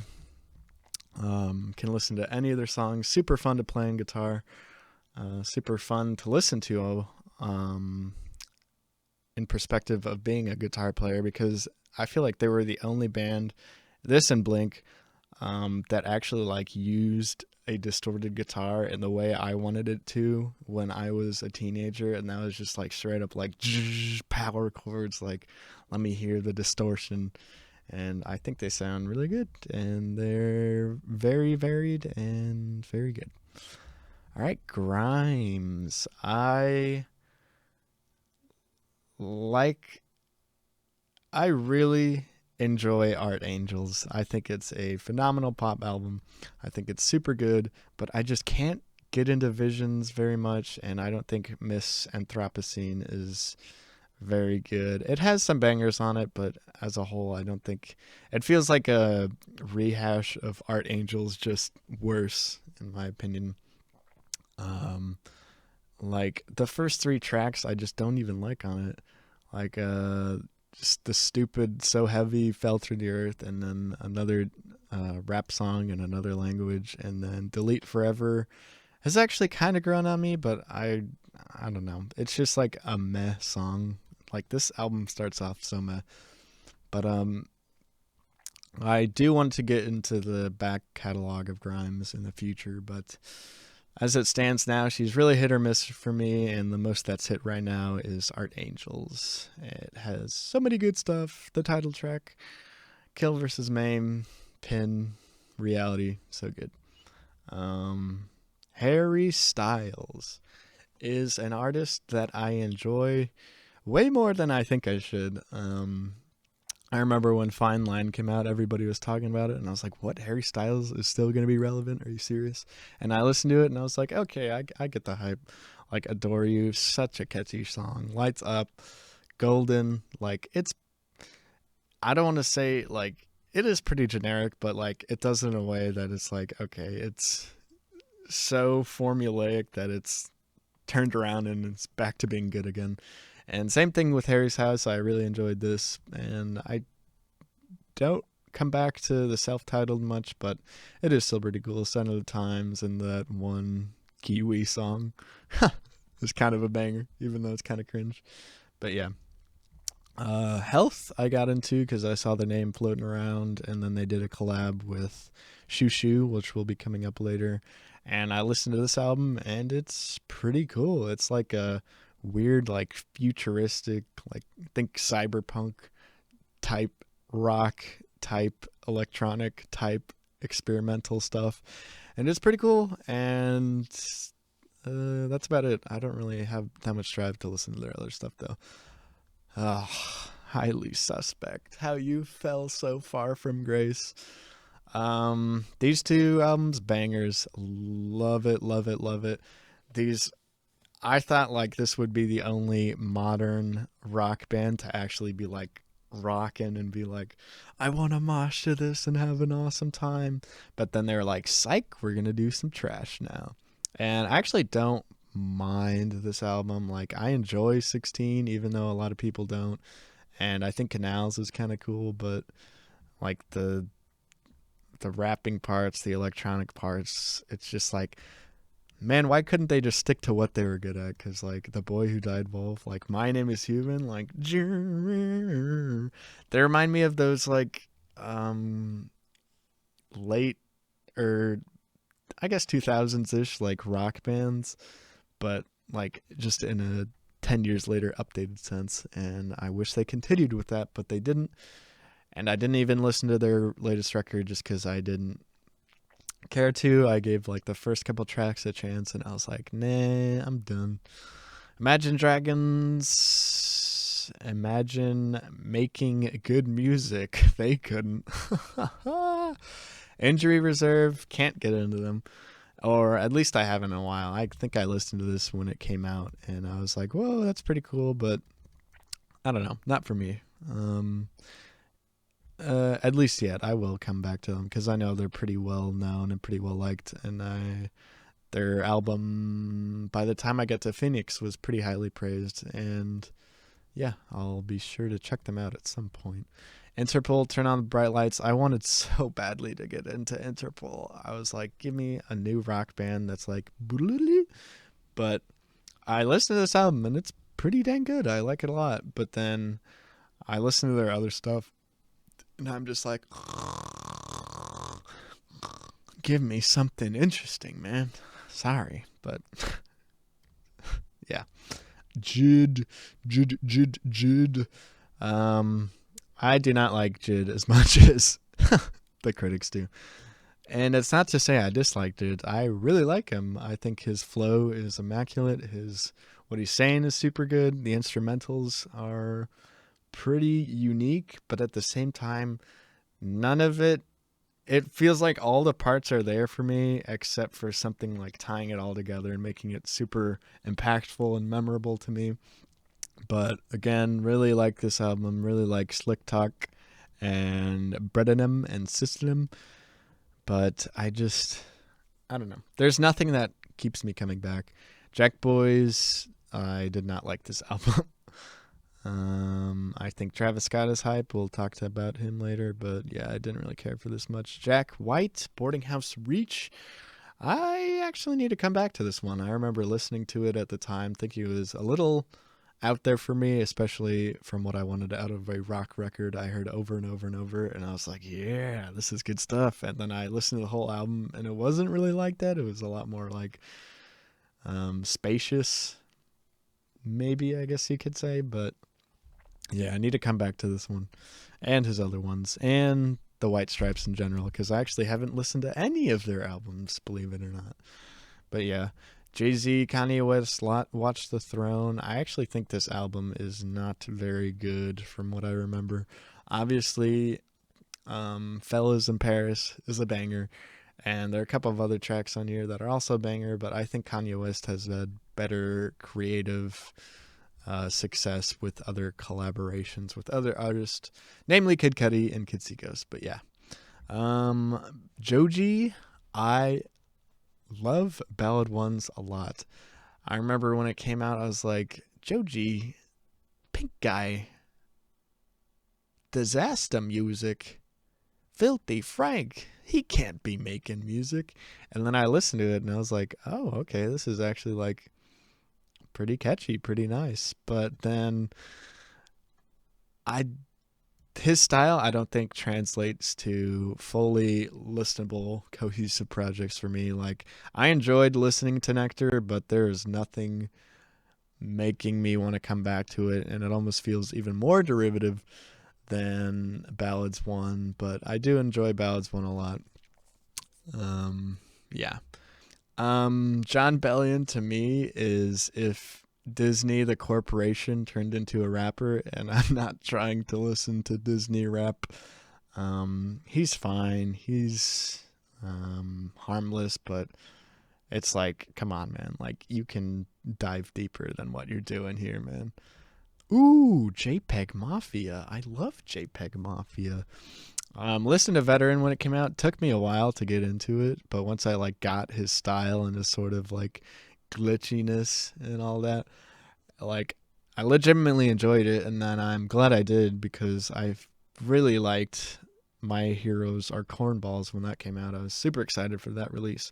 And then after that though, I thought like, I guess I'm done with JPEG Mafia. Like, I've pretty much heard all that I need to hear from him. But then I heard LP and I was like, oh, it's just going to be more rapping over some weird instrumentals again. But I was like, wait, I still very much enjoy this man and all his music. So I think these three albums are phenomenal. So good, so good. And then Black Ben Carson is pretty cool too. It's just a little not as good. Yeah. Love JPEG Mafia a lot. But I can't play him in the car because the clicks on Thug Tears just drive people crazy, and I can't listen to Baby I'm Bleeding because nobody wants to hear over and over again.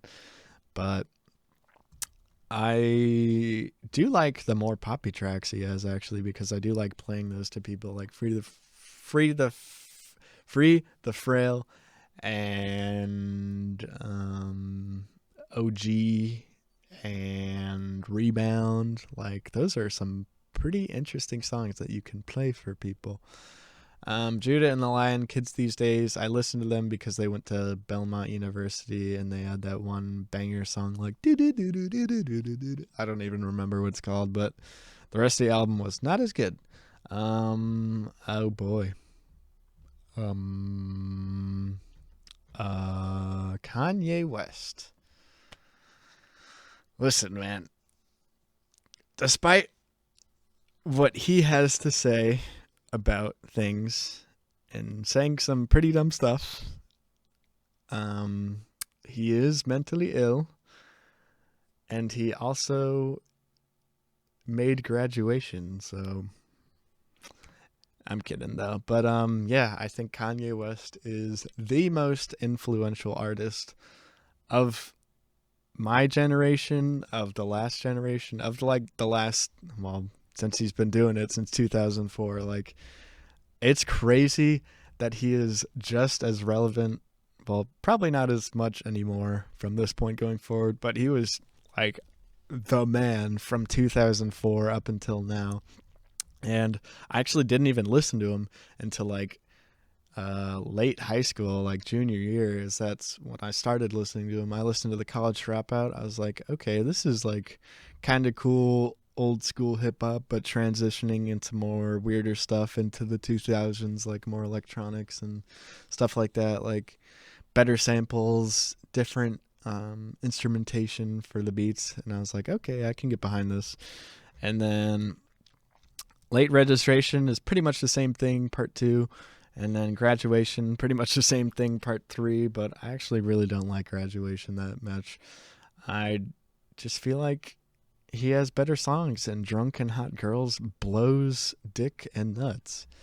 And then I listened to 808s and Heartbreak, and I was like, what the hell is this? What is this auto-tune over weird spacey electronic instrumentals? But then it clicked, obviously, and I was like, I get it. And then My Beautiful Dark Twisted Fantasy, I think, deserves pretty much all the praise it gets, but I don't think it lends itself into easy listening, because I get to like So Appalled, and then I kind of lose interest a bit. And then like songs like The Blame Game I love, but it feels a bit too long. Like, I don't know. Parts of this album overstays its welcome just a bit, but like at the same time, like Gorgeous, Dark Fantasy, All of the Lights, Power, like Lost in the World, like these are some of the greatest songs yet created. I'm kidding, but those are some good ass songs. And then Yeezus, took me a while to actually like this album, and I still don't like it too much, but I appreciate it for what it is, as like a glitchy, experimental, almost industrial version of what Kanye West would do if he was that kind of rapper, and I think he actually did it pretty well. And then Life of the Pablo is probably my favorite project by him, actually, which is crazy because, like, again, like, it blows my mind, like, the quality of the releases he has, like, even up until Donda. Like, I think this is close to a flawless discography as you can get it for as much content as it is. And that's not even to say he's like one of my favorite artists. I'd say he's probably in my top 15 or so, but I don't even go back to him that often. I just, when I listen to him, I'm like, yeah, this is it, man. And I love the bite-sized awesomeness, lovingness, and introspectiveness of Ye. Jesus is King kind of blows. Got it on vinyl because I believed the hype, but it's still an entertaining listen-ish. And then again, I was surprised with Donda just how good it is. Like, this is a quality album. If it is a bit long, a bit bloated, and has some questionable features and ideas on it, but like, come on, like, this is still good. It blows my mind. Anyway, I'm gonna stop talking like an idiot like he is. But yeah, we're moving on to Katy Perry. I have so much nostalgia for Katy Perry. I think Teenage Dream, like all the singles that came out from it, are some of the best pop hits ever, in my opinion, and there were like 6 of them. Teenage Dream, Last Friday Night, California Girls, Firework, The One That Got Away, and E.T. are all on this album, and those are just amazing pop songs to me. And then she carried the weight over to Prism with Roar and Dark Horse, and then I also enjoy a good bit of the singles off of Witness and One of the Boys, but I do not like Smile very much. But the weird thing is with Katy Perry, like, I'm giving it all this praise, but that is just the singles. The albums themselves, below, they're actually pretty terrible. Yeah, she is a single artist, and she's not able to come up with a cohesive, listenable album. I think all of these are actually pretty bad, but the singles are just probably some of the greatest pop songs ever made. That I give her a pass, and I also give her a pass because of the nostalgia factor, of course. Yes, Kendrick Lamar. Kendrick. I think Kendrick Lamar is the best to ever do it, and that's all I'm gonna say. He is the greatest rapper alive or dead. And I probably think that for a while, and it's really weird because we're only like, what, 10, 12 years into his career? Like 10, 12 years into his career. Like, there's still a lot of music to come to him, but to have, like, bro, Good Kid, Mad City, T-Pab, D.R.A.M, like, they're just the best ever. Section 80 is also a great album. Lots of topics and ideas that he would further hone on later releases, but it's also super catchy and super unique in its own right. And then Good Kid, Mad City, an amazing storytelling experience about him growing up in Compton, and then obviously the introspectiveness and jazz rap and craziness that is To Pimp a Butterfly, with the poem going throughout and all the great songs there. King Kuta, For Free and For Sale. Okay, I'm just gonna name every track, but yeah, you get it. And then Untitled, Unmastered, like, come on, man. Like, how can your Leftovers be this good too? And then D.R.A.M, I actually did not like upon release. It was my first Kendrick Lamar album, and usually the first album that I listen to of any artist usually becomes my least favorite, just because, like, I'm initially hesitant to, like, get into it deeper. But I remember when this album came out, like, DNA, Humble, Element was just playing everywhere. Love too, and I was like, all right, these are pretty good songs, but I don't think I like it as like an album experience. And I kept to that thought for a while. That is until Mr. Morale and the Big Steppers came out, and I was pretty, I wouldn't say disappointed, but kind of just like not overly impressed like I had been with all his other stuff. And then I went back to D.R.A.M, and I was like, okay, never mind, this is like just as good as all the other albums. But the thing is with Mr. Morale and the Big Steppers, I think the first disc is like pretty much perfect. Like, I love the way it opens with Untitled and Grief, and then N95 is a banger. Worldwide Steppers, so good. And then it leads into the rest of it, and then We Cry Together, super creative. And then I love Purple Hearts. That song is such a banger too. But then it stops for me after that. I think Count Me Out blows. I think Crown blows. I do not care about the 2 interludes after that. And then Mother I Sober and Auntie Diaries are both very good as well. But I would never seek them out. And I would only listen to them in the context of the album. But I wouldn't want to because the context around it blows. Except for Savior. I do like that song as well. But yeah, looking forward to what the GOAT has in store in the future, and it will be interesting to see. Oh wait, I didn't talk about overly dedicated. It's cool. It's a good look into what he was doing when he first started, even though there's a bunch of projects before this actually. But yes, Kendrick Lamar, greatest to ever do it in my opinion. Yeah, that is not a hot take. It's a pretty cold take actually, but that's what I think. Quiero Quiero Bonito. I listened to this because a bunch of people like memed about it, like all the crazy stuff that I listen to. That's not Quiero Quiero Bonito, like Death Grips and stuff like that. There's a connection to them. And I was like, okay, I'll listen to some happy music. And it's good, but it's a little too happy-go-lucky for me, a little too simple. Although that's just from my memory from when I first listened to it. I listened to these albums a couple of times a couple years ago, and I think I need to come back to them actually, because I remember Trampoline.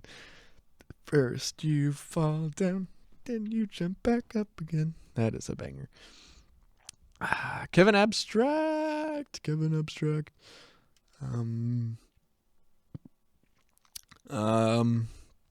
I was there for the release of Arizona Baby, and I still really like it. I think it's a solid effort from the founding member of Brockhampton.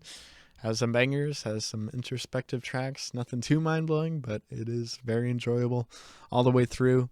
And then American Boyfriend is cool. I like some of the songs off it, but I don't really care to listen to the whole thing very often. All right, now we're on to Kid Cudi. And as much as I try, much like Childish Gambino and Chance the Rapper, I just can't get into Kid Cudi. I feel like he's one of those artists who had to be there when it dropped, because I feel like it was game-changing at the time, but going back to it, like, Man on the Moon kind of sounds dated. And not like the cool nostalgic dated that like the College Dropout has. Like, this feels old, and that's probably part of the charm of it too, like not dissing on it, but it definitely feels like this kind of style of hip-hop has came and went, which is interesting because I know it's just like a blip of only him doing it, but I'm just waiting for the day that Kid Cudi fully clicks for me, because that day has not come. And I really enjoyed Man on the Moon 3, actually, when that dropped. It has a bunch of songs that I still listen to, actually, like Solo Dolo 3. Solo Dolo 1 is probably the best one off this, by the way. And Tequila Shots and Sad People. Yes, I enjoy this album as much. But yeah, I'm just waiting for the day that Kid Cudi clicks for me. And out of all the other artists that say I haven't clicked for yet, like, this is the one that I want to click the most, because I feel like I'm missing something, but I don't know what. But yeah.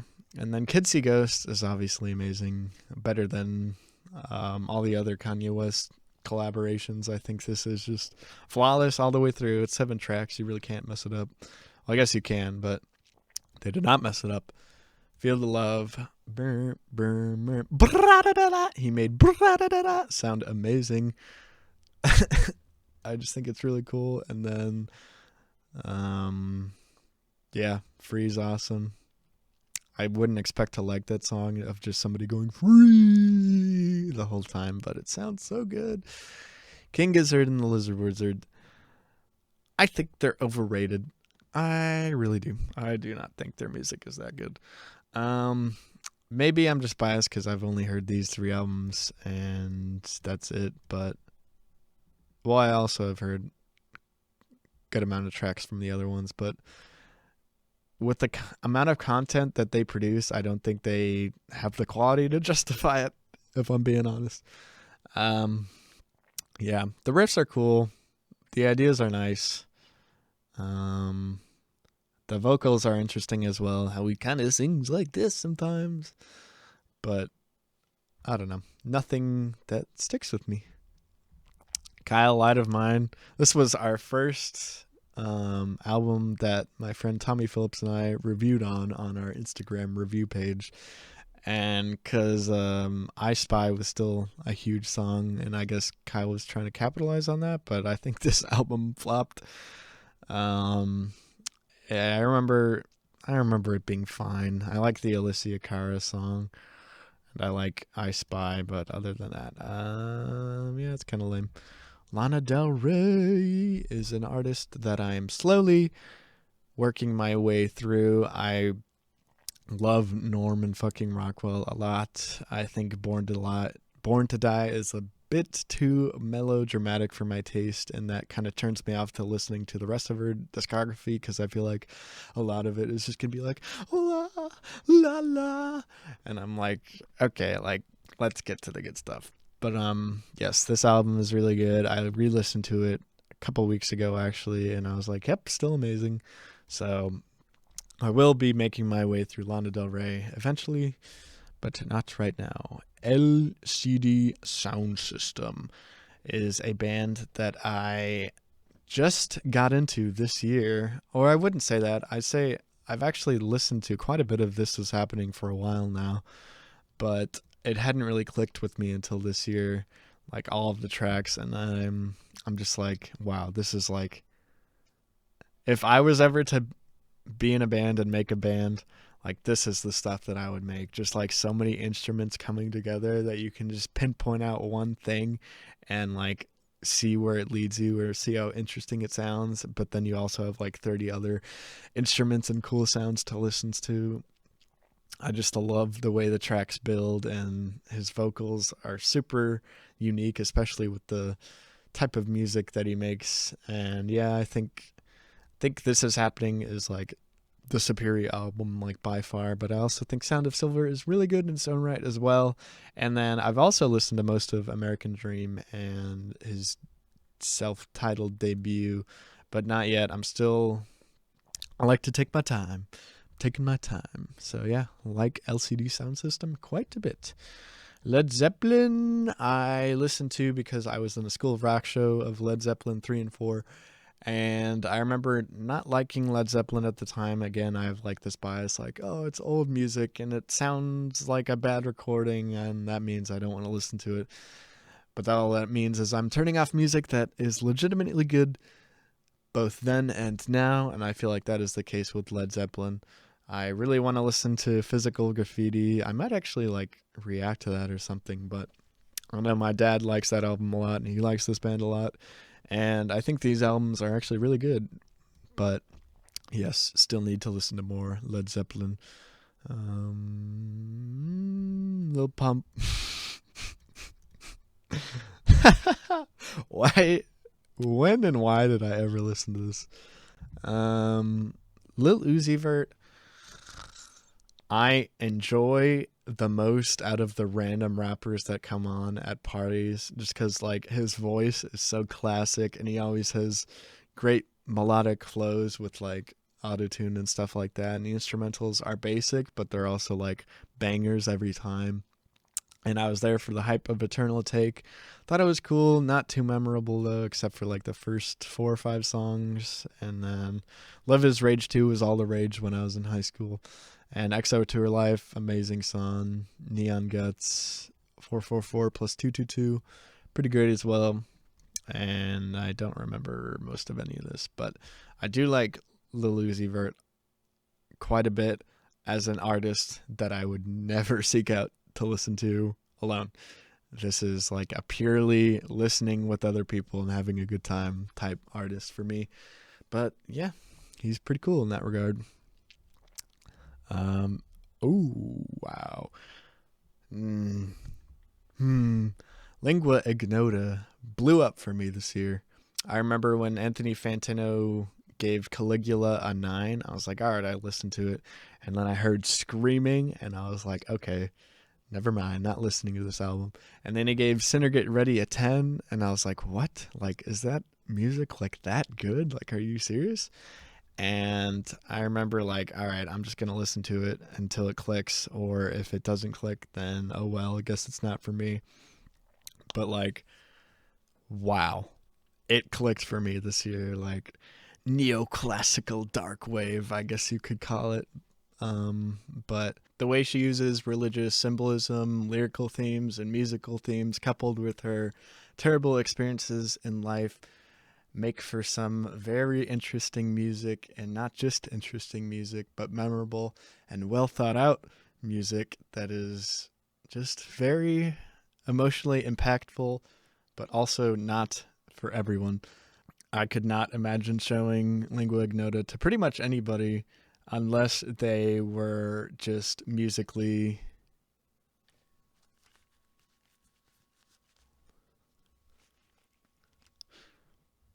unless they already are a music listener in general, such as myself, who are open to crazy experiences like this one. And I love the simplicity of Let the Evil of His Own Lips cover him.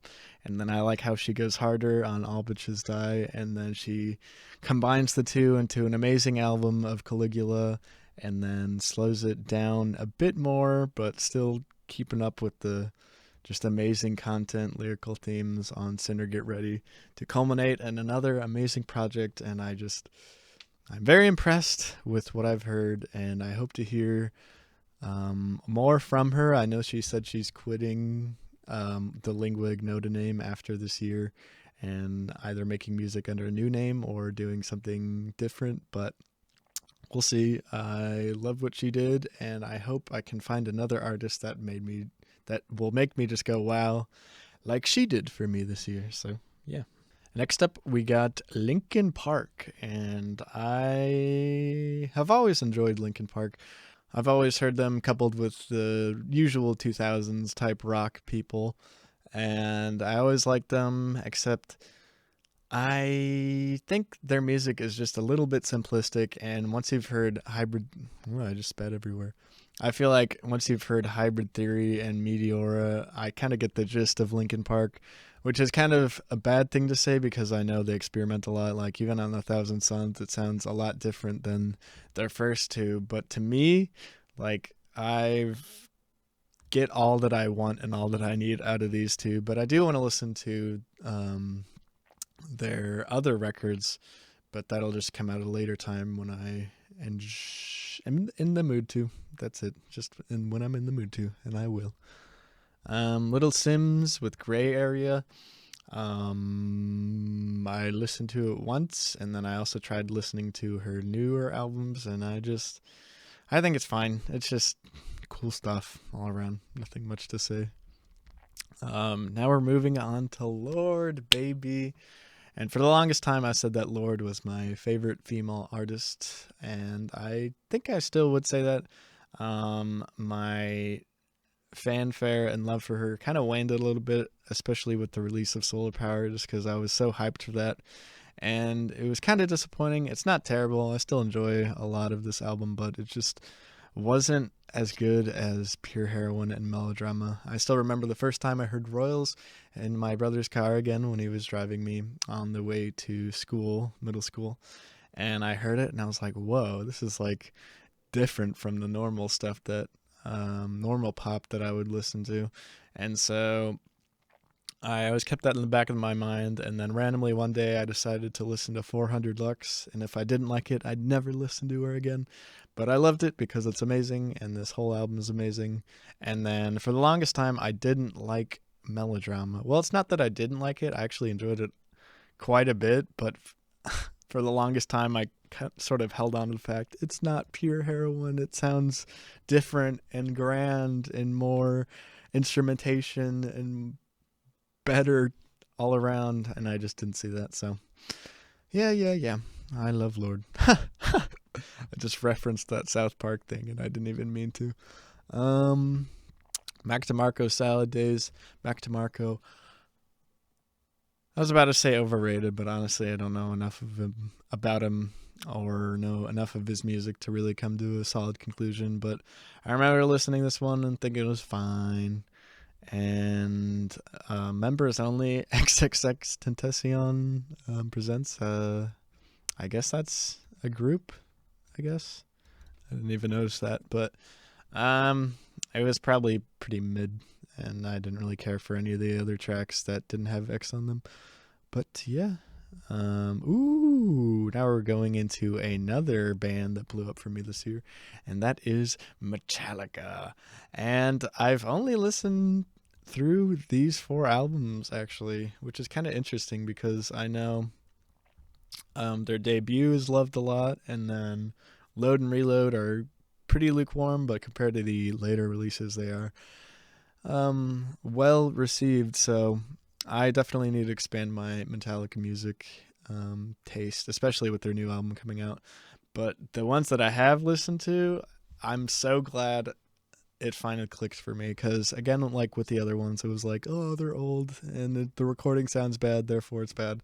But I finally listened to a lot of Metallica at work this summer, and Justice for All was the first one that really clicked for me, kind of because it's like the most straightforward and simple out of all of them. It's still like the fast thrashiness before they went more commercial with the Black Album.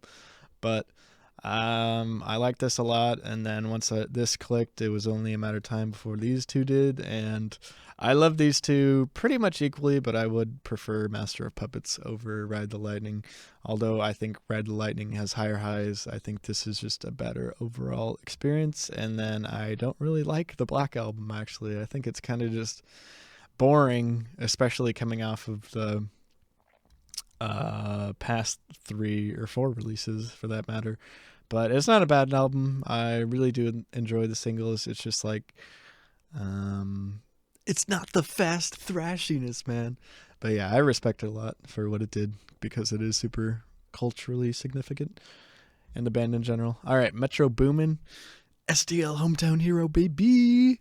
I really liked this album. I assumed I would, just because it was a conglomerate of a lot of artists that I do somewhat enjoy on their own, but altogether I knew I would like it, and I was right. He came through with some very well produced banging songs. Yeah. MGMT.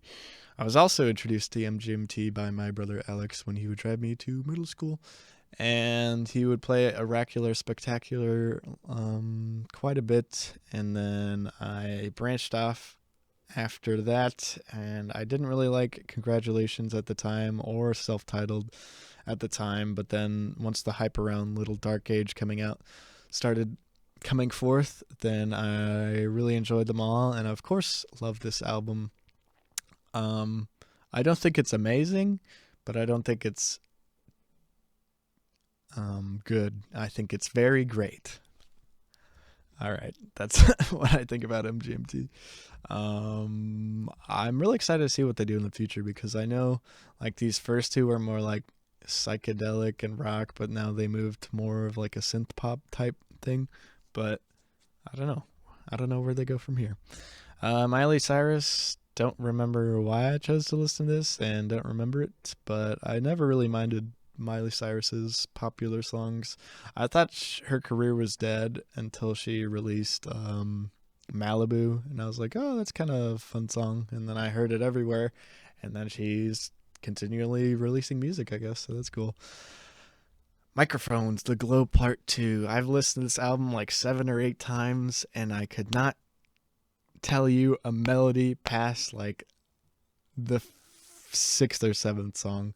And it makes me mad, because I know a ton of people on the internet love this album, and I do too. I enjoy the tracks that I do enjoy, like, quite a lot, but the whole thing has yet to perfectly click for me. But yeah.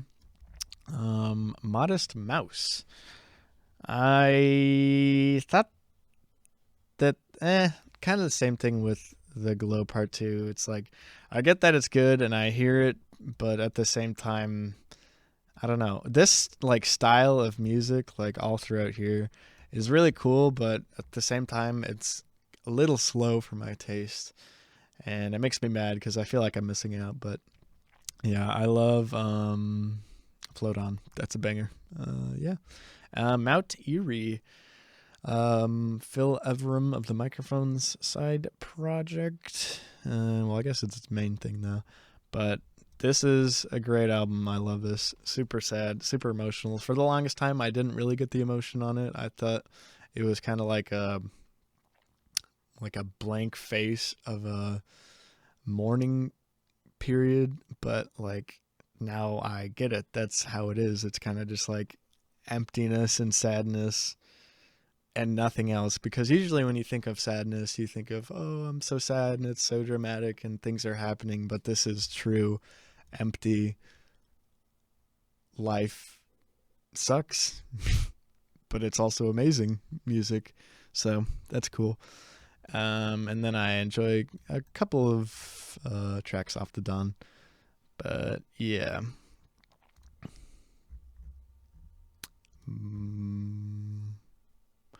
Mudvayne with LD50. My friend Blake told me to get into this, and I do enjoy it, or I enjoy the tracks I do enjoy, but they're little, I don't know, the songs all kind of mush together for me, and I just can't really get into it. I'm sorry. All right, now we got Muse. Wow. When I first listened to Muse, I thought they were the greatest thing yet invented. And I still think Origin of Symmetry, most of Absolution, and a good amount of Black Holes and Revelations is legitimately amazing music. They're kind of like Coldplay in that way, where I feel like a lot of people hate on them for kind of actually sucking, but it's okay because their earlier stuff and a little bit of their later stuff is actually still legitimately pretty amazing. But yeah, I like Showbiz. It's a little too rudimentary for my taste, but then they really stepped it up with Origin of Symmetry. Like Plug-in Baby, when I first heard that riff, I was like, oh my god. And love Hyper Music, Microcuts, Citizen Erase, so good. And then Absolution is sort of like Origin of Symmetry for me, but they cleaned it up, added some more synths and piano and slowness, and I still really like it. It's just a little long, and I feel like they run out of ideas towards the end there. And then same thing with Black Holes, just a lesser sort of matter. And then the Resistance, it's fine. There are some dumb songs on it though. But they're so dumb they're kind of fun, like the United States of Eurasia, and then that whole like Exogenesis symphony. It's like, all right, Muse, you're taking yourself a bit too seriously here. And then the Second Law has some fun moments like Panic Station, and obviously Madness is pretty cool. And then Drones, I like how they just went up with straight up rock bangers again, but again, it's not too amazing. And then Simulation Theory, same thing, just with more beeps and boops. But yeah, did not finish their most recent one. Could not bring myself to do that shit. I'm sorry. My Bloody Valentine, I enjoy this album. I've heard it like 5 or 6 times, but there's no particular songs or moments that draw me back to it. Like I never think, oh, I want to listen to this song off of it. I think that's just me still trying to get into shoegaze in general, just because with the vocals being so low and there's just a wall of sound coming at you, I'm just like, okay, I can't properly navigate myself just yet, but it'll come someday. My Chemical Romance, I'm kind of surprised that I've only listened to this album by them. That being said, I love this a lot. Like, this is emo rock perfection. But seriously, like, the highs that on this album are like legitimately impressive. I especially like the riffs opening to I Don't Love You, and then obviously the Black Parade is amazing, and then the opening track of The End and Dead, so good. It's just, there's so many cool moments on this album that you would not expect. But yeah, I with that being said, I still don't think I'm drawn to listen to the other ones, but unless it's Three Cheers, I'll probably get to that eventually. Neutral Milk Hotel, it was kind of like along the same lines of Godspeed You Black Emperor, where one day I just woke up and I was like, I need to listen to In the Aeroplane Over the Sea. And I did, and I listened to that thing for like 6 months straight, bro. It was a problem. I can definitely see why people give it so much praise, and how it's pretty much like the album of the internet, basically.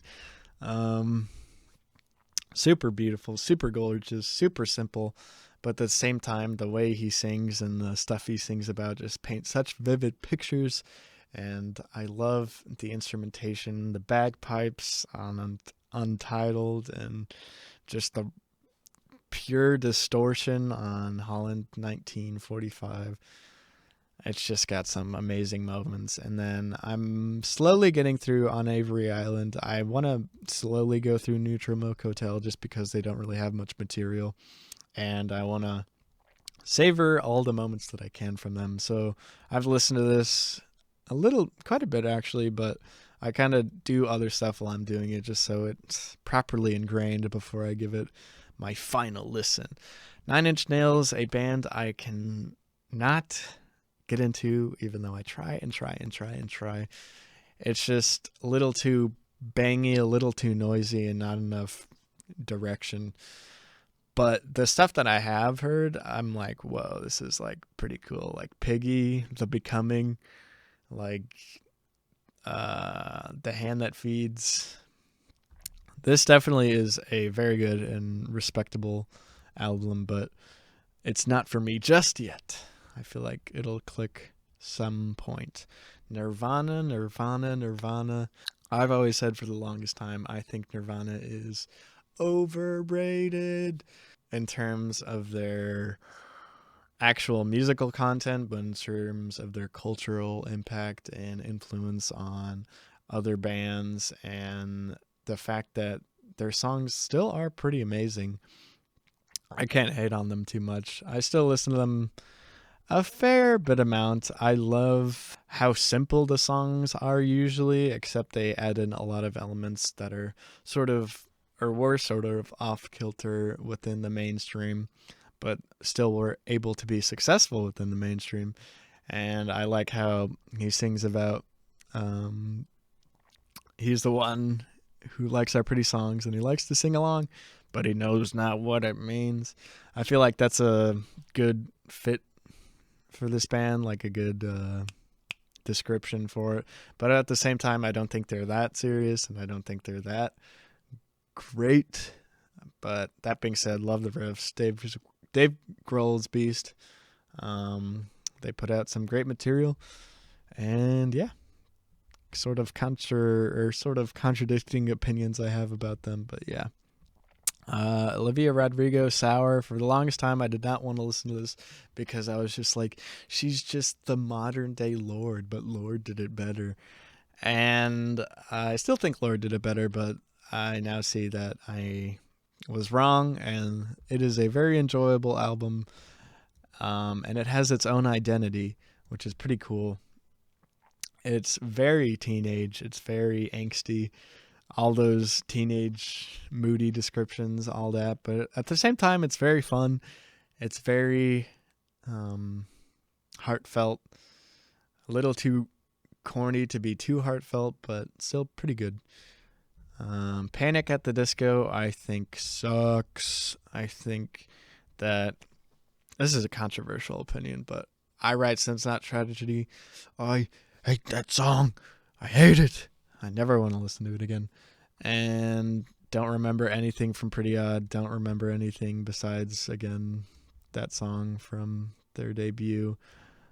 Same thing with this. Death of the Bachelor actually has some pretty banging songs, I will admit. And I do like High Hopes, but did not listen to the new one. And I think they're just a bit too peppy. That's how I describe it. Paramore, I still need to get into more Paramore. I enjoy Brand New Eyes, and I really enjoy After Laughter, and I know they have a new album coming out, and I'll be listening to that. But a lot of it is a bit too basic for my taste. It was really fun. I did do a pop punk show at School Rock, and we played some Paramore songs, and they were really fun to play. And that's mainly why I'm driven to listen to them again, just to see what a band can do that I also can do. And yeah, I enjoy myself some Paramore from time to time. Perfume Genius, I tried to get into them. I enjoy a fair bit of songs on this. I love the opener on this album. I know it's a TikTok song and kind of a meme now, but The Other Side was just like so cool when I first heard that. I loved that explosion. Phoebe Bridgers also blew up for me this year. Easily the best thing about her is her voice, and then coupled with that is the lyrics that she sings about. I kind of just like how they're just like, she's just talking like out loud, like how she says on I See You off of Punisher. It kind of just seems like she's just stream of consciousing it, but it still makes sense and is very vivid and has some cool imagery and fun little stuff, fun little remarks in there. So yeah, I like it a lot. I think both of these albums are pretty much equal to me. I did prefer Stranger in the Alps when I first was getting into her, but now I think Punisher is probably the better record, but I enjoy them both pretty much equally. I love the instrumental on Garden Song, and I think Moon Song is the best lyrical content I've seen in quite a minute. So yeah, that's what I think about Phoebe Bridgers. Also, Scott Street.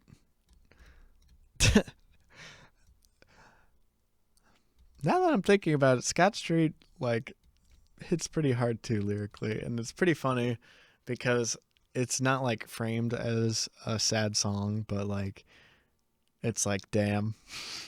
And that's what I like about Phoebe Bridgers is whenever I listen to it, it's not like too sad. Like the music is still upbeat and stuff like that, but I'm just like, damn, you know. Pink Floyd. If I was to say any band was the greatest of all time or probably did it the best, it would be Pink Floyd. Just because I feel like so much of their music has so much familiar themes and melodies and guitar moments and ideas to them, but at the same time they feel so like out of this world and new at the same time. I feel like the best word to describe them would be like if surrealism was a musical genre, then this would be them. It's like almost surreal, and it calls to like a core part of your being. And that was very melodramatic, all of what I just said, but that's what I think. And I think metal is pretty cool. If I was to rank the big four, though, I would probably say The Wall last, just because it's a bit long for me, and there are some moments that I just do not really care for, especially trying to keep up with like a theatrical theme. I think it bogs it down a little, but the story and the lyrical content and the playing is also amazing. And then I would probably go, honestly, I have no idea. I probably listen to Animals the most. I respect Dark Side of the Moon the most, and I think Wish You Were Here is the most interesting album that they have to offer.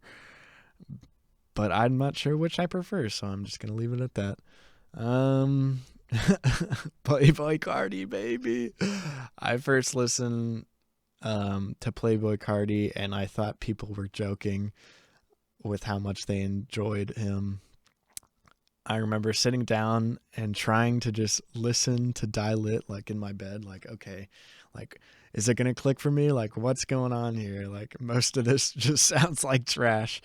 And it wasn't until I turned my brain off and went, Daddy, waiting for it. Bring the money home. I was like, oh, my mind is now expanded. And I'm actually kind of impressed with Whole Lotta Red. It's not like an amazing album or anything, but he like switched his sound up enough to where I was kind of surprised, because like normally artists, especially in the rap scene, don't really change their sound all that much from album to album. But this felt like a huge change, a lot more grimy, a lot more distorted, a lot more aggressive, and less vibey than Die Lit and Self-Titled was. So I do respect Playboi Carti quite a bit. He is an idiot and a terrible father, but he makes some banging music. So yeah. Ooh, Poppy. Poppy is my mommy. I listened to I Disagree from Blake again. He recommended it to me that it wasn't actually terrible, because usually when YouTubers make music, it's usually terrible. And when I heard Poppy was making metal music, I was like, wow, that's probably the worst thing yet created. But I was wrong.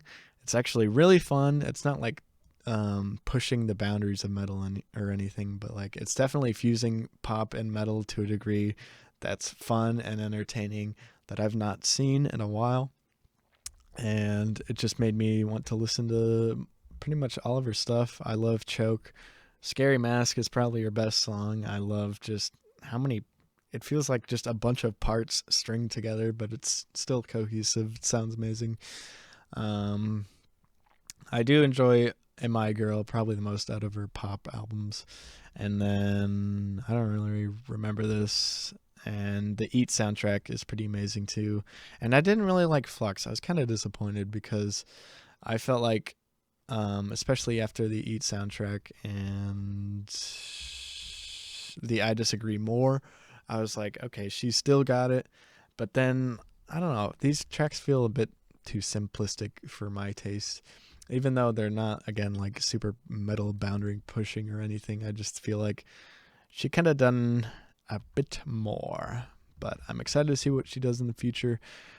Yeah, the Postal Service I listened to once because people said that Owl City ripped them off, and I don't really remember it, so I'll have to come back to it. Post Animal is a recommendation from JT Gomrick again, and I enjoyed listening to them, but a little too simplistic and a little too vibey without direction for my taste. Yeah. Post Malone. This album, Beer Bongs and Bentleys, and then Astroworld by Travis Scott, which we will get to, were the two biggest albums of my high school experience. And for pretty much actually all of my high school experience, I went through going, Post Malone sucks. He's terrible. He makes the most generic music ever. Except what I didn't realize is that, yes, I was right. It's kind of generic. But no, I was wrong. It's not generic. It's actually a very smart fusion of pop and rap into an album that can be played in pretty much any circumstance and people will enjoy it, and I will enjoy it because some of the songs on here are amazing, like Psycho and Candy Paint and Sugar Wraith and a lot of other ones, Paranoid, Zack and Codeine, like Banger City, baby. But then his next two releases tried to strike the same chord, I think, but failed miserably. I didn't even listen to Hollywood's Bleeding all the way through. Probably because I was still in the hater phase. So when 12 Karat Toothache did come around, I was excited to listen to it. And oh my God, turn down the reverb, please. It's ruining the songs. But there were some interesting moments, more so than what I heard off of Hollywood is Bleeding, but I don't think it's very good. Prince, listened to it once, thought it was cool. Still need to get in Prince someday. Pup, Morbid Stuff, I remember not really liking it all that much. I thought it was a bit too simple, but I know a lot of people like Pup, so maybe I'm just dumb. Pusha T is a rapper that I do not think can hold me over for an album like most of the other rappers that I've talked about in this list. I really like when he's featured on songs, and I really like the production choices and beats that he raps upon, but I don't know. It's just, I don't know. I feel like his lyrical content is a little samey on each of the songs, but I don't know. I could be wrong. Out of any of the other rappers, though, he's probably the one that I would pay attention to the most, though. Queens of the Stone Age, I've tried to get into them, and a good amount of their songs have clicked for me, but that's only after many re-listens and pretty much memorizing it before I was like, oh, okay, this is pretty good. I like Songs for the Deaf, but I feel like it's a bit bloated. And then Like Clockwork is actually really good. I feel like it's very well, the songs are very well thought out and put together, and not as immediately like grabbing or catchy at points when I feel like they should, but they do it in a smart way that makes it catchy and grabby. But yeah, Like Clockwork, good stuff. Oh, it seems I've run into the greatest band to ever do it. Radiohead, the greatest band of all time. I'm just kidding. But they are my favorite band, by a wide margin at this point. Except the last time I had a phase with them, I pretty much listened to them to death, and I haven't really heard any of their songs in like the past 6 months. But I'm okay with that. I need a break from them because I listened to them for so freaking long, dude. And the reason I got into them is because I was a freshman in high school and I needed some new music, and I was like, best reviewed albums, and OK Computer showed up, of course, but then also Kid A, also Hail to the Thief, also Amnesiac, also In Rainbows, also the Bends. Like, I was like, bro, why does everybody think that every single one of their albums is just the greatest thing ever? And then I learned slowly that it's because it is the greatest thing ever, every single one of them. But going album by album, Pablo Honey, maybe listen to it twice. It's just an alt rock album that has some cool moments. I still love Creep, but it's like, bro, why am I gonna listen to cringe grunge 90s Radiohead when I can listen to literally any other album by them? But yeah, then we go to the Bends, which I also do not enjoy as much as other people do. It is a massive improvement on Pablo Honey, don't get me wrong, and I love pretty much every song on here. Maybe not Sulk or Black Star, Don't Shoot Me, but like Fake Plastic Trees, classic. Planet Telex, classic. The title track, classic. Bulletproof, like Fade Out, Street Spirit. Like, bro, like, come on. And this is one of their albums that I don't really like. So I'm not sure if I want to keep gushing about how much I love Radiohead, but I will. On to OK Computer, another massive improvement on their last one, and it really honing in. I feel like OK Computer is like heavier than the Bends in terms of like distorted guitars and like punchiness and stuff like that, but it's just structured so perfectly. Airbag, what a great opener. Straight into Paranoid Android, and now I'm just going to name the track list at this point, but there's so many cool moments on this album, like Let Down, the beat boops when it all opens up at the end, and then Karma Police, that piano melody is just unmatched. Lucky, those guitar leads at towards the end just send me ascending. Like, there's just so much cool stuff on this. And then there's even more cool stuff on Kid A, bro. Oh my god, the first 5 notes of Everything in Its Right Place are as cool and as awesome as people say they are. It brings you straight into the album, and then again, so many cool moments. The national anthem, just song as a whole, I don't know how that was created or why it is, but it sounds so good. how does this appear completely? Like, bro, that shit hurted. Motion picture soundtrack, those harps at the end. Ugh. Idiotech, amazing. Amnesiac, same thing as Kid A, just to a lesser degree. I know people think that, some people think that Amnesiac is better than Kid A, but fun fact, they're wrong. It's not true. But Pyramid Song is amazing. Knives Out, I might be wrong. You and Whose Army, like Spinning Plates, bunch of cool stuff on here. Live recordings, amazing.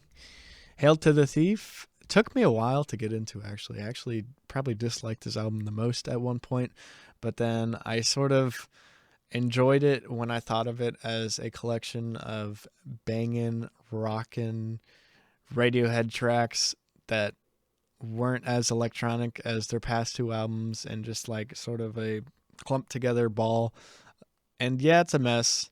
Even the band thinks so, but it still like has some of the best songs. They're there. 2 + 2 = 5. Sail to the Moon. Like, come on, bro. It's amazing. In Rainbows. This is the album I can legitimately name every track. 15 Step, Body Snatchers, Nude, Weird Fishes / Arpeggii, All I Need, Fast Arp. And then we got Reckoner, and then House of Cards, and then Jigsaw Falling Into Place, and then Videotape. Maybe my favorite album of all time, just because it's such a watertight track list. So creative, so melodic, so warm, so loving, so introspective and empty, but fulfilling at the same time. Oh my God. In Rainbows, more. In Rainbows Disc 2, more In Rainbows, and it has some bangers on it. Love it. King of Limbs, I think, is very underrated. I feel like a lot of people say it's meh, and then because of that, people think it's bad, but it's meh. But like Radiohead standards, it's still pretty amazing. Lotus Flower, Separator, so good. Give Up the Ghost. Even Bloom when I'm feeling it time to time. But then a Moonshaped Pool, their recent and their most recent album, and it's probably my second favorite. The variation on this album, from the strings to the piano, all comes together amazing with this somber theme and low keyness throughout that just makes for one of the most beautiful listens of any album I've ever heard. But yeah, that's Radiohead. Greatest to ever do it. Let's move on. Red Hot Chili Peppers. Cannot get into this band. And it sucks because every Red Hot Chili Peppers song that I hear in the wild, I'm like, wow, this song is like amazing. It's such a banger. And then I go to listen to their albums, and maybe it's because they're not really an album band, but I'm like, all right, like those ideas aren't sticking around for every song, I guess. But yeah. Rosalia. Spanish. Good stuff. Can't really get into this one too much. Kind of just acoustic and then Spanish words. But this one I really like because the instrumentation behind it is super creative, super fun. And then same thing with Motomami.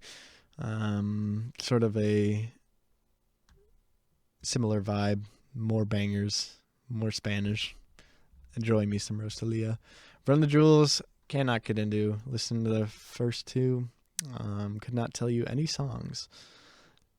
St. John, Lenny's Love Songs. This was recommended by Brendan McGroarty. I love Wedding Day, and that's pretty much it. St. Vincent, still making my way through, reacting on this channel. I enjoy Actor very much, and Marry Me a little less, but at the same time, I've not visited St. Vincent, revisited these albums very much, which is unfortunate because I feel like I'm missing out on something, but I feel like once I listen to their newer ones, which people say are our best ones, then I'll finally get it. Sampha Process, I don't really like Sampha's voice as much as other people do. Although it is nice, and he came up with a pretty nice album. Sir Sly, I heard, what's that one song called? The one that goes, I'm high, staring at the ceiling. I heard that song pretty much every day on the radio when it came out. And then I tried listening to it. Other songs did not match the cool energy. Smile, a light for attracting attention. Another Radiohead side project. And it sounds like a Radiohead side project. So some good, some bad. Spelling, The Turning Wheel. Fantano gave this a 10. And I listened to it a couple times, but it's going to take a while for me to come back to it. It's not really the kind of music I want to listen to right now. Spoon, Lucifer on the Sofa. This is a recent recommendation from my brother Alex. And it's cool. It had some fun moments, fun rockin' moments, but I don't know. I'm just not too keen on it. Stoop Kids, already out of time. I'm convinced I'm the only one who knows this band exists. Again, my brother used to play them in the car, and he played pretty much this entire album, and I love a lot of songs on here, actually. My favorite is Cup. Bro, I love that song so much. All right, The Strokes are amazing. I love The Strokes. At the same time, I think I listened to them a bit too much. They were another band that my brother Alex brought me into. He played Someday, Soma, and Last Night all the time in the car. And then when I got a little older, I heard Reptilia, and I was like, whoa, oh, it's The Strokes. I better listen to it. And so these two albums are pretty much the same for me, and they are pretty much the same. I think First Impressions of Earth kind of blows, to be honest. And then I really like the Angles, actually. I think they took their sound to a more vintage aesthetic, and I think it worked out very nice and made for some fun songs like Machu Picchu, bro. What a banger. Under Cover of Darkness, banger. It just has some good stuff. Come Down Machine blows, and The New Abnormal does not suck and is actually pretty good, which I was surprised about. So yeah, I do really like The Strokes, but at the same time, again, I think I listened to them a bit too much, and I think they're almost generic at a point, but it's sort of like generic in the sense that their songs are so ingrained in my brain that it just sounds basic at this point when it's actually pretty cool. So yeah, I love The Strokes. Oh boy. Now we got Swans, and I listened to all of them, but the only real ones that I care about are these 6 right here, starting with Soundtracks for the Blind. I listened to it, and wow, is that a megalithic album full of like awe-inspiring moments and sad moments and cool moments and interesting moments that I just love so much. It is a slog to get through because it is 2 hours and 20 minutes, but it is very interesting and very rewarding. Oh yeah, and the rest of these I listened to once and couldn't get into. I really like the sounds off of Filth, though. Like, they're probably the most memorable just because they're probably the most off-kilter. But then, like, I don't know. Every single album since then, it feels like kind of like Pink Floyd, like surreal music. Like, it feels like music that would play in a dream in the background that was just like auto-generated, that still has a lot of meaning and emotions to it, but also it feels like sort of, what's the word? Uncanny Valley. That's the best way I can put it. But then this one is a nice warm-up for the trilogy, and I think this is like, oh my God, you created 6 hours of amazing music. The builds are so great. The climaxes are even better.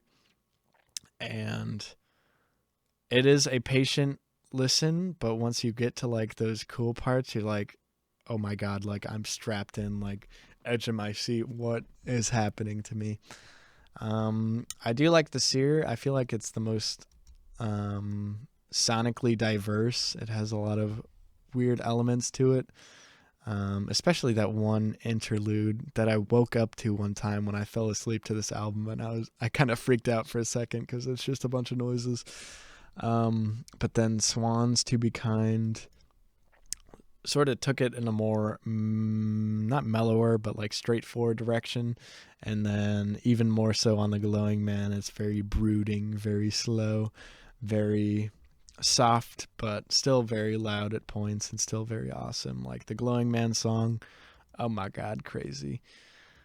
To Saint Louverture, your name is fuck. Ah, so good. And then I enjoyed this album when it came out. I got it on vinyl, signed by Mr. D.R.A.M himself. And then I look forward to the new album. Oh boy, System of a Down. I did not get into System until this year. And I remember the moment because my friend Blake Krensman again tried to get me into them. And I had heard quite a bit of them.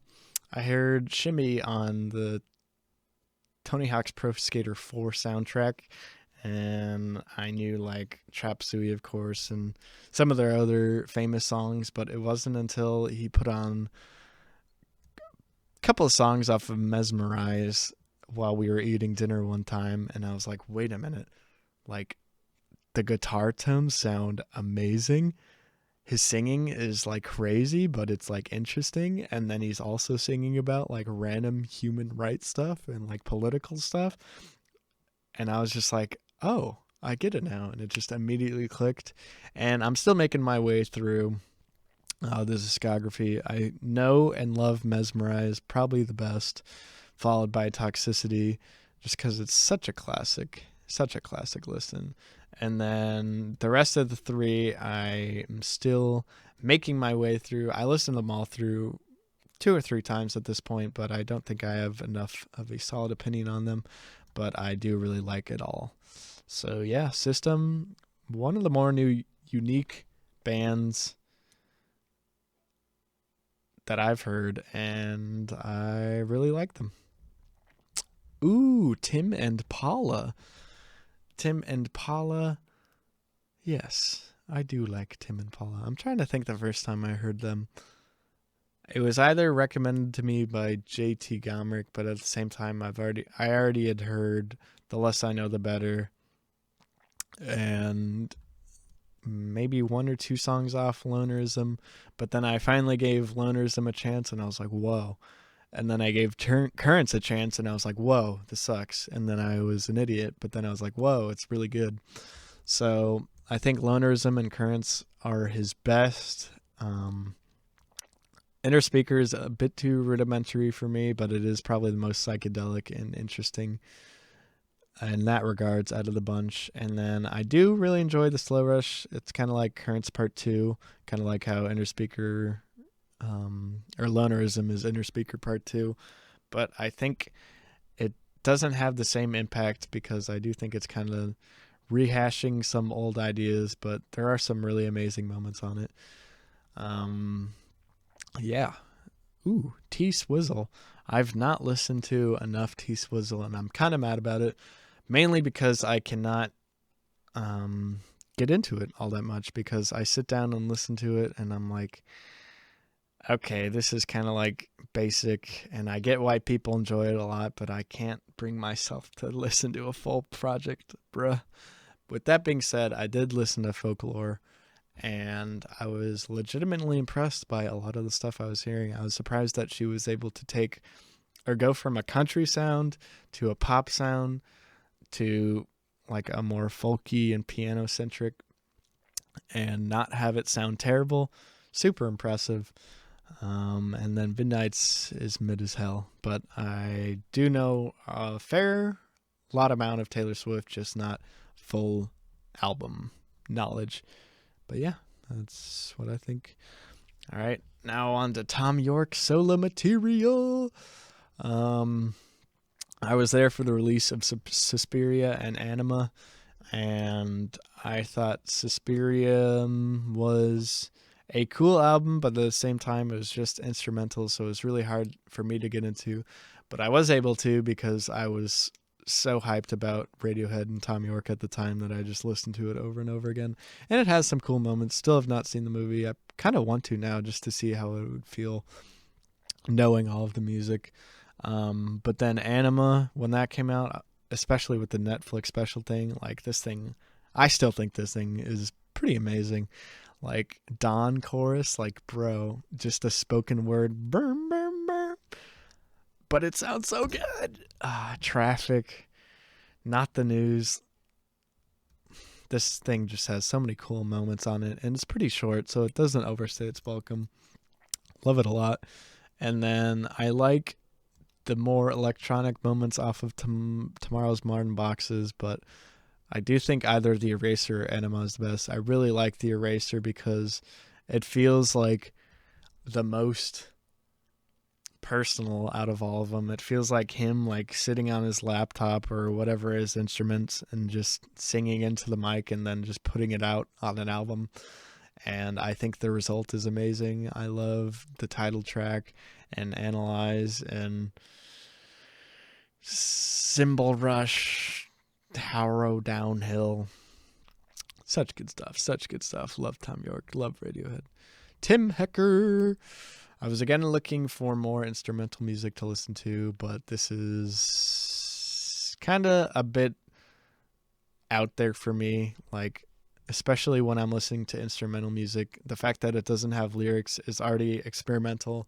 And then couple that with this being experimental ambient music, I'm like, okay, this is really hard for me to pinpoint down what I'm exactly supposed to be listening for.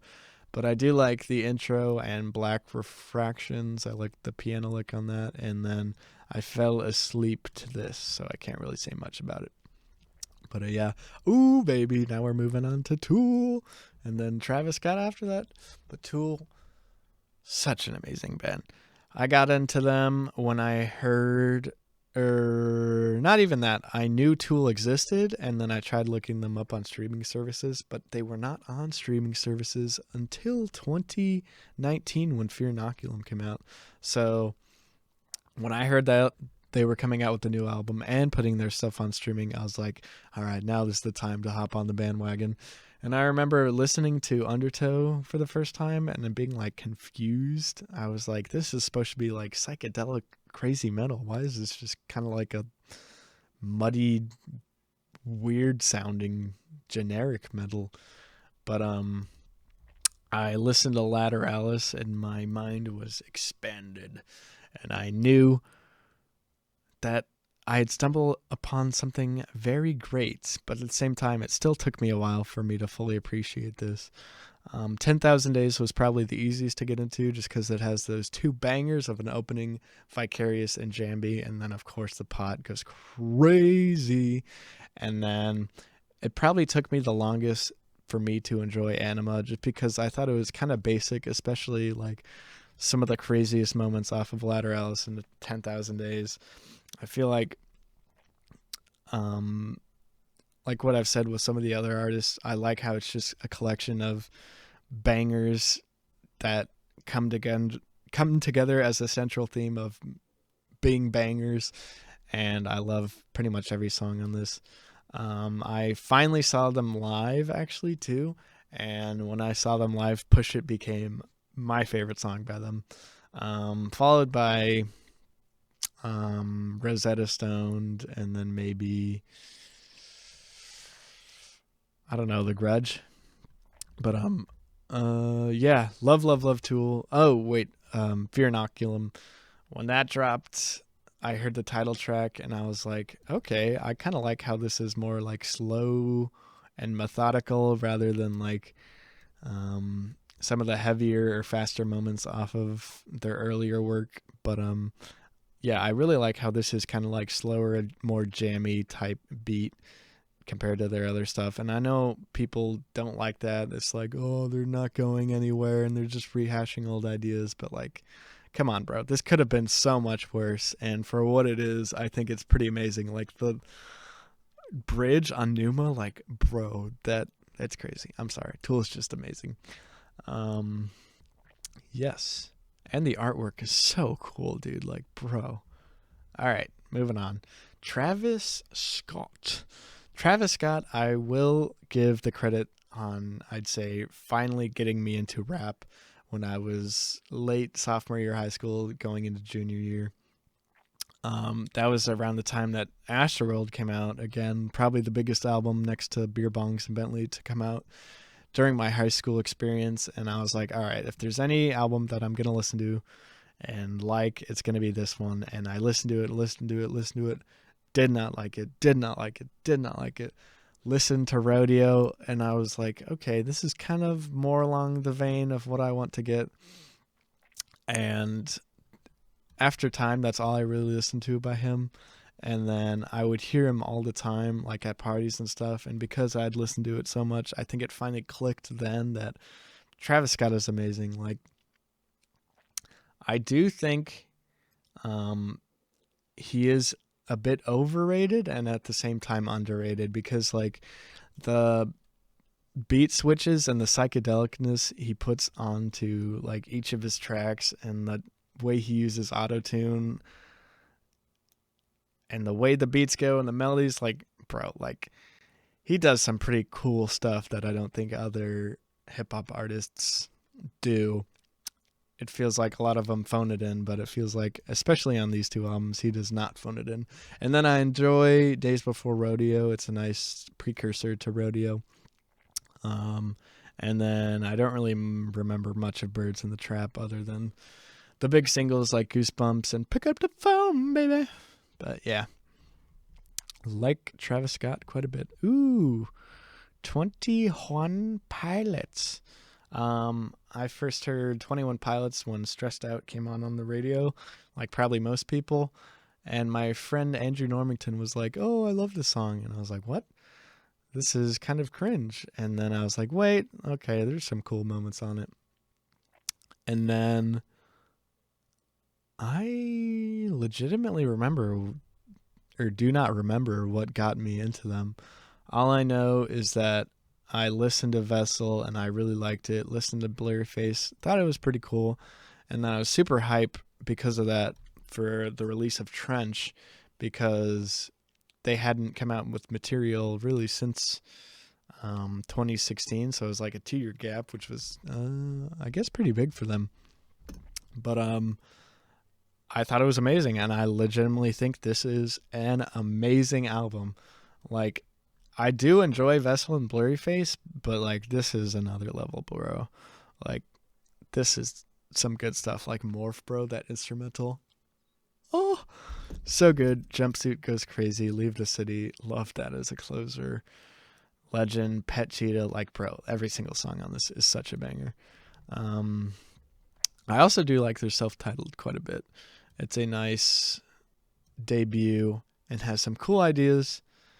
Like Fall Away, that piano line is cool. Pantaloon is super funny. March to the Sea, kind of cringe. Trapdoor is cool. Yeah. Regional at best, just Vessel but worse. And then I was super excited for the release of Scaled and Icy, but it blows, sadly. But I am not too upset about it, because I do like a couple of tracks. I actually really like Saturday, which is kind of weird because it's like the most radio-friendly generic pop song, or one of them, that they've ever released, but I just like the melody on it a lot. And then it was coupled with a movie release, and I went and saw that in theaters, and that was pretty cool. So yeah, Tyler, the Creator, I've tried getting into him so bad, and I do really like Igor a lot, and a good amount of Flower Boy, but I don't know. I don't know. I think he is the artist that I think I am missing out the most on. I know I've said I've been missing out on some of these artists, but if there's any of them, it's Tyler, the Creator. I am missing out because I just do not get it, I guess. I don't get why people like it so much. I just need to give it another chance, I guess. But yeah. Now we're going to U2 War. I heard one of the songs in my friend's dad's car. I thought it was cool, and then this was pretty cool too. Vampire Weekend, another band my brother would play in the car all the time. I really like Obvious Bicycle, and a couple songs off Contra. Don't really remember Father of the Bride, but they're a little too Actually, no. I should probably get into Vampire Weekend because I feel like they come out with some good stuff that is a little too, what's the word? Pretentious, but I still think they're pretty good from what I've heard. Next up, we got The Voids with Virtue, Julian Casablancas side project, and it's pretty cool, pretty interesting. A lot of it is too much for me, like bro, tone it down in that sort of way, but has some bangers. See you in my dreams, so good. Yes. All right. Now another heavy hitter coming up, and that is The Weeknd. I love The Weeknd, but my journey with him actually takes a long while because everybody obviously knows The Hills and I Can't Feel My Face and all the other singles off of Beauty Behind the Madness, but I actually really didn't care for them, and then I cared even less when Starboy was coming out. I did enjoy the title track, but it took me a long time for I Feel It Coming to warm up on me. I love that song now.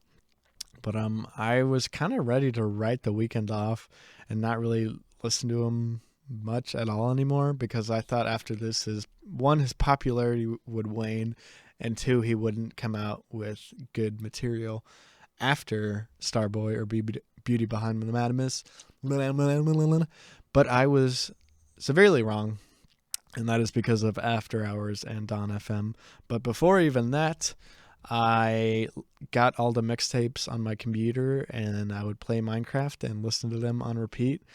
And I was like, oh, whoa, like some of this early stuff is like dark and moody and kind of cool. And yes, it's super toxic, and some of the production can be a little at times, but like he crafted some pretty amazing songs for being mixtapes that released one after the other.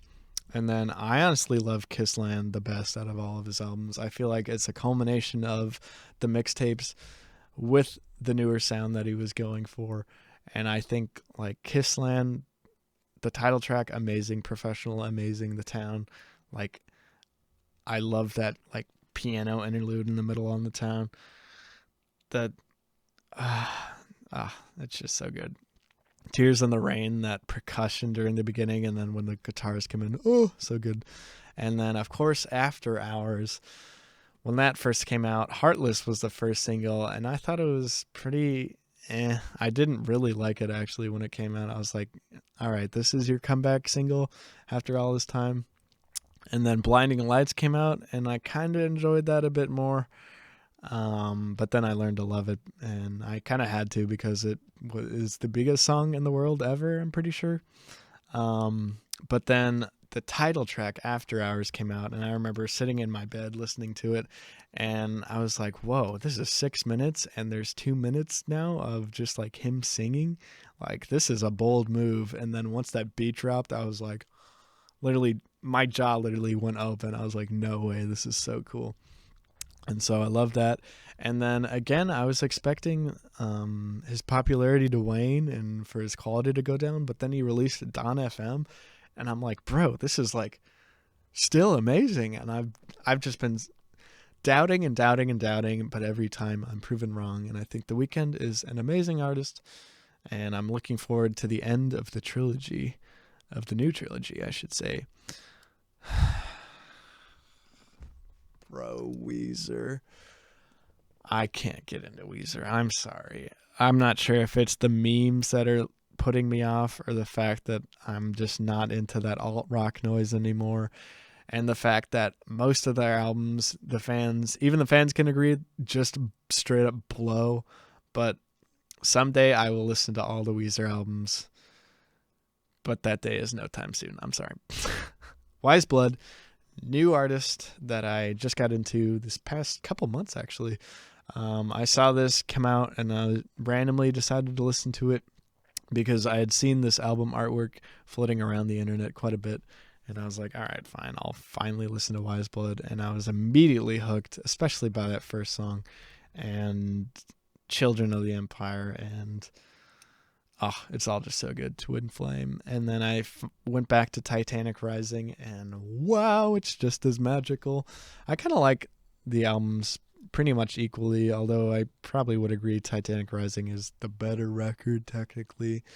It does have movies like, whoa, that is a cinematic, whoa, goes crazy. And then those vocals at the end, so good. And then Everyday banger, Andromeda banger. Ah, so good. Wilco, another band I've tried to get into. And I've had more luck recently with liking more of their stuff, mainly because I saw them live. I got free tickets, and it was pretty amazing. And then also one of my friends at the fraternity, Jackson Young, is a self-proclaimed slut for Wilco. So I've been trying to get into them more. I already knew Yankee Hotel Foxtrot a lot, and so I'm making my way through Summer Teeth very slowly but surely. I love the opening 3 tracks. I think they're amazing. Especially She's a Jar. I like the beep, beep, beep, beep, beep, beep. Sounds like, damn, like no way they used that unironically, and it sounds good. Yeah. Ooh, now we're getting into Shoo Shoo. Definitely a more experimental and off-kilter bands, or one of them out there. But I listened to Girl with the Basket of Fruit when Fantano gave it a 9. I was like, all right, fine. And then I listened to the first song, and I was like, okay, this is either something that I am going to stick with and decide to love, or just give up now. And thankfully I stuck with it, because I do think that this album is like legitimately amazing. Like, so many crazy moments on it. Pumpkin Attack on Mommy and Daddy, such an interesting instrumental that carries throughout the whole song. Then The Wrong Thing. I can just keep gushing about this, and I will, because it's amazing. Forget is sort of like Girl with Basket of Fruit, but more straightforward, more bangers, but also it's Shoo Shoo, so it's going to be really weird. And then I've tried to get into their earlier work, to not much luck so far, but I will probably in the future. And then Oh No, I actually didn't really enjoy too much. Maybe it's just because I was burnt out from listening to them so much beforehand, and I didn't really give myself that much time before Oh No came out to ingrain the sound in me. But yeah, Shoo Shoo is an awesome band. Next up we got XXX Tentacion. And before he died, I thought rap was trash, therefore he was trash. But then once he died, I went back and gave it a proper listen, and pretty much the main problem that I have with X is that most of his songs aren't really songs. They're minute 30 ideas that have really cool ideas in them, but aren't fleshed out enough to make it an interesting, cohesive song, and then because of that, an interesting and cohesive album. But he has some of the most memorable and emotional songs to come out of this SoundCloud rap scene, although I wouldn't even really count him as a SoundCloud rapper. But like Jocelyn Floors, Look at Me, Spotlight, Moonlight, and Sad, like, bro, those are like staple songs in culture, in my opinion. And then I do enjoy a fair amount of Skins, actually. I like Mind and Woe, Train Food, obviously. Yeah, and then Bad Vibes Forever has a couple of cool moments, but like, bro, like, let the man rest. But yes, X gone too soon, should have been someone else. But yes, Young the Giant, my brother played in the car. I really like the 3 singles, My Body, Cough Syrup, and Your Apartment. I don't think Your Apartment's a single, but those 3 songs I remember and I really like. I'm trying to speed this up because I really want to go to bed. But then we go to Young Thug, Free Young Thug. I think he's actually pretty screwed, actually. But this mixtape, Jeffrey, I love every single song on it. I've just not had the time nor the motivation to go through his other stuff. But whenever I see Young Thug on a project, it just makes me smile because he is pretty funny. He tweets some funny stuff and he says some funny stuff, but he has the music to back it up. So, yes, Free Young Thug. The 1975, I listened to this because somebody said it was similar to a modern day OK Computer, and I listened to it, and they were really wrong. It sucks. Don't really care to listen to the 1975. Alrighty. That is every single album that I have ever heard. I'm going to go to bed. I'm super tired. I might have some additional thoughts later, but yeah.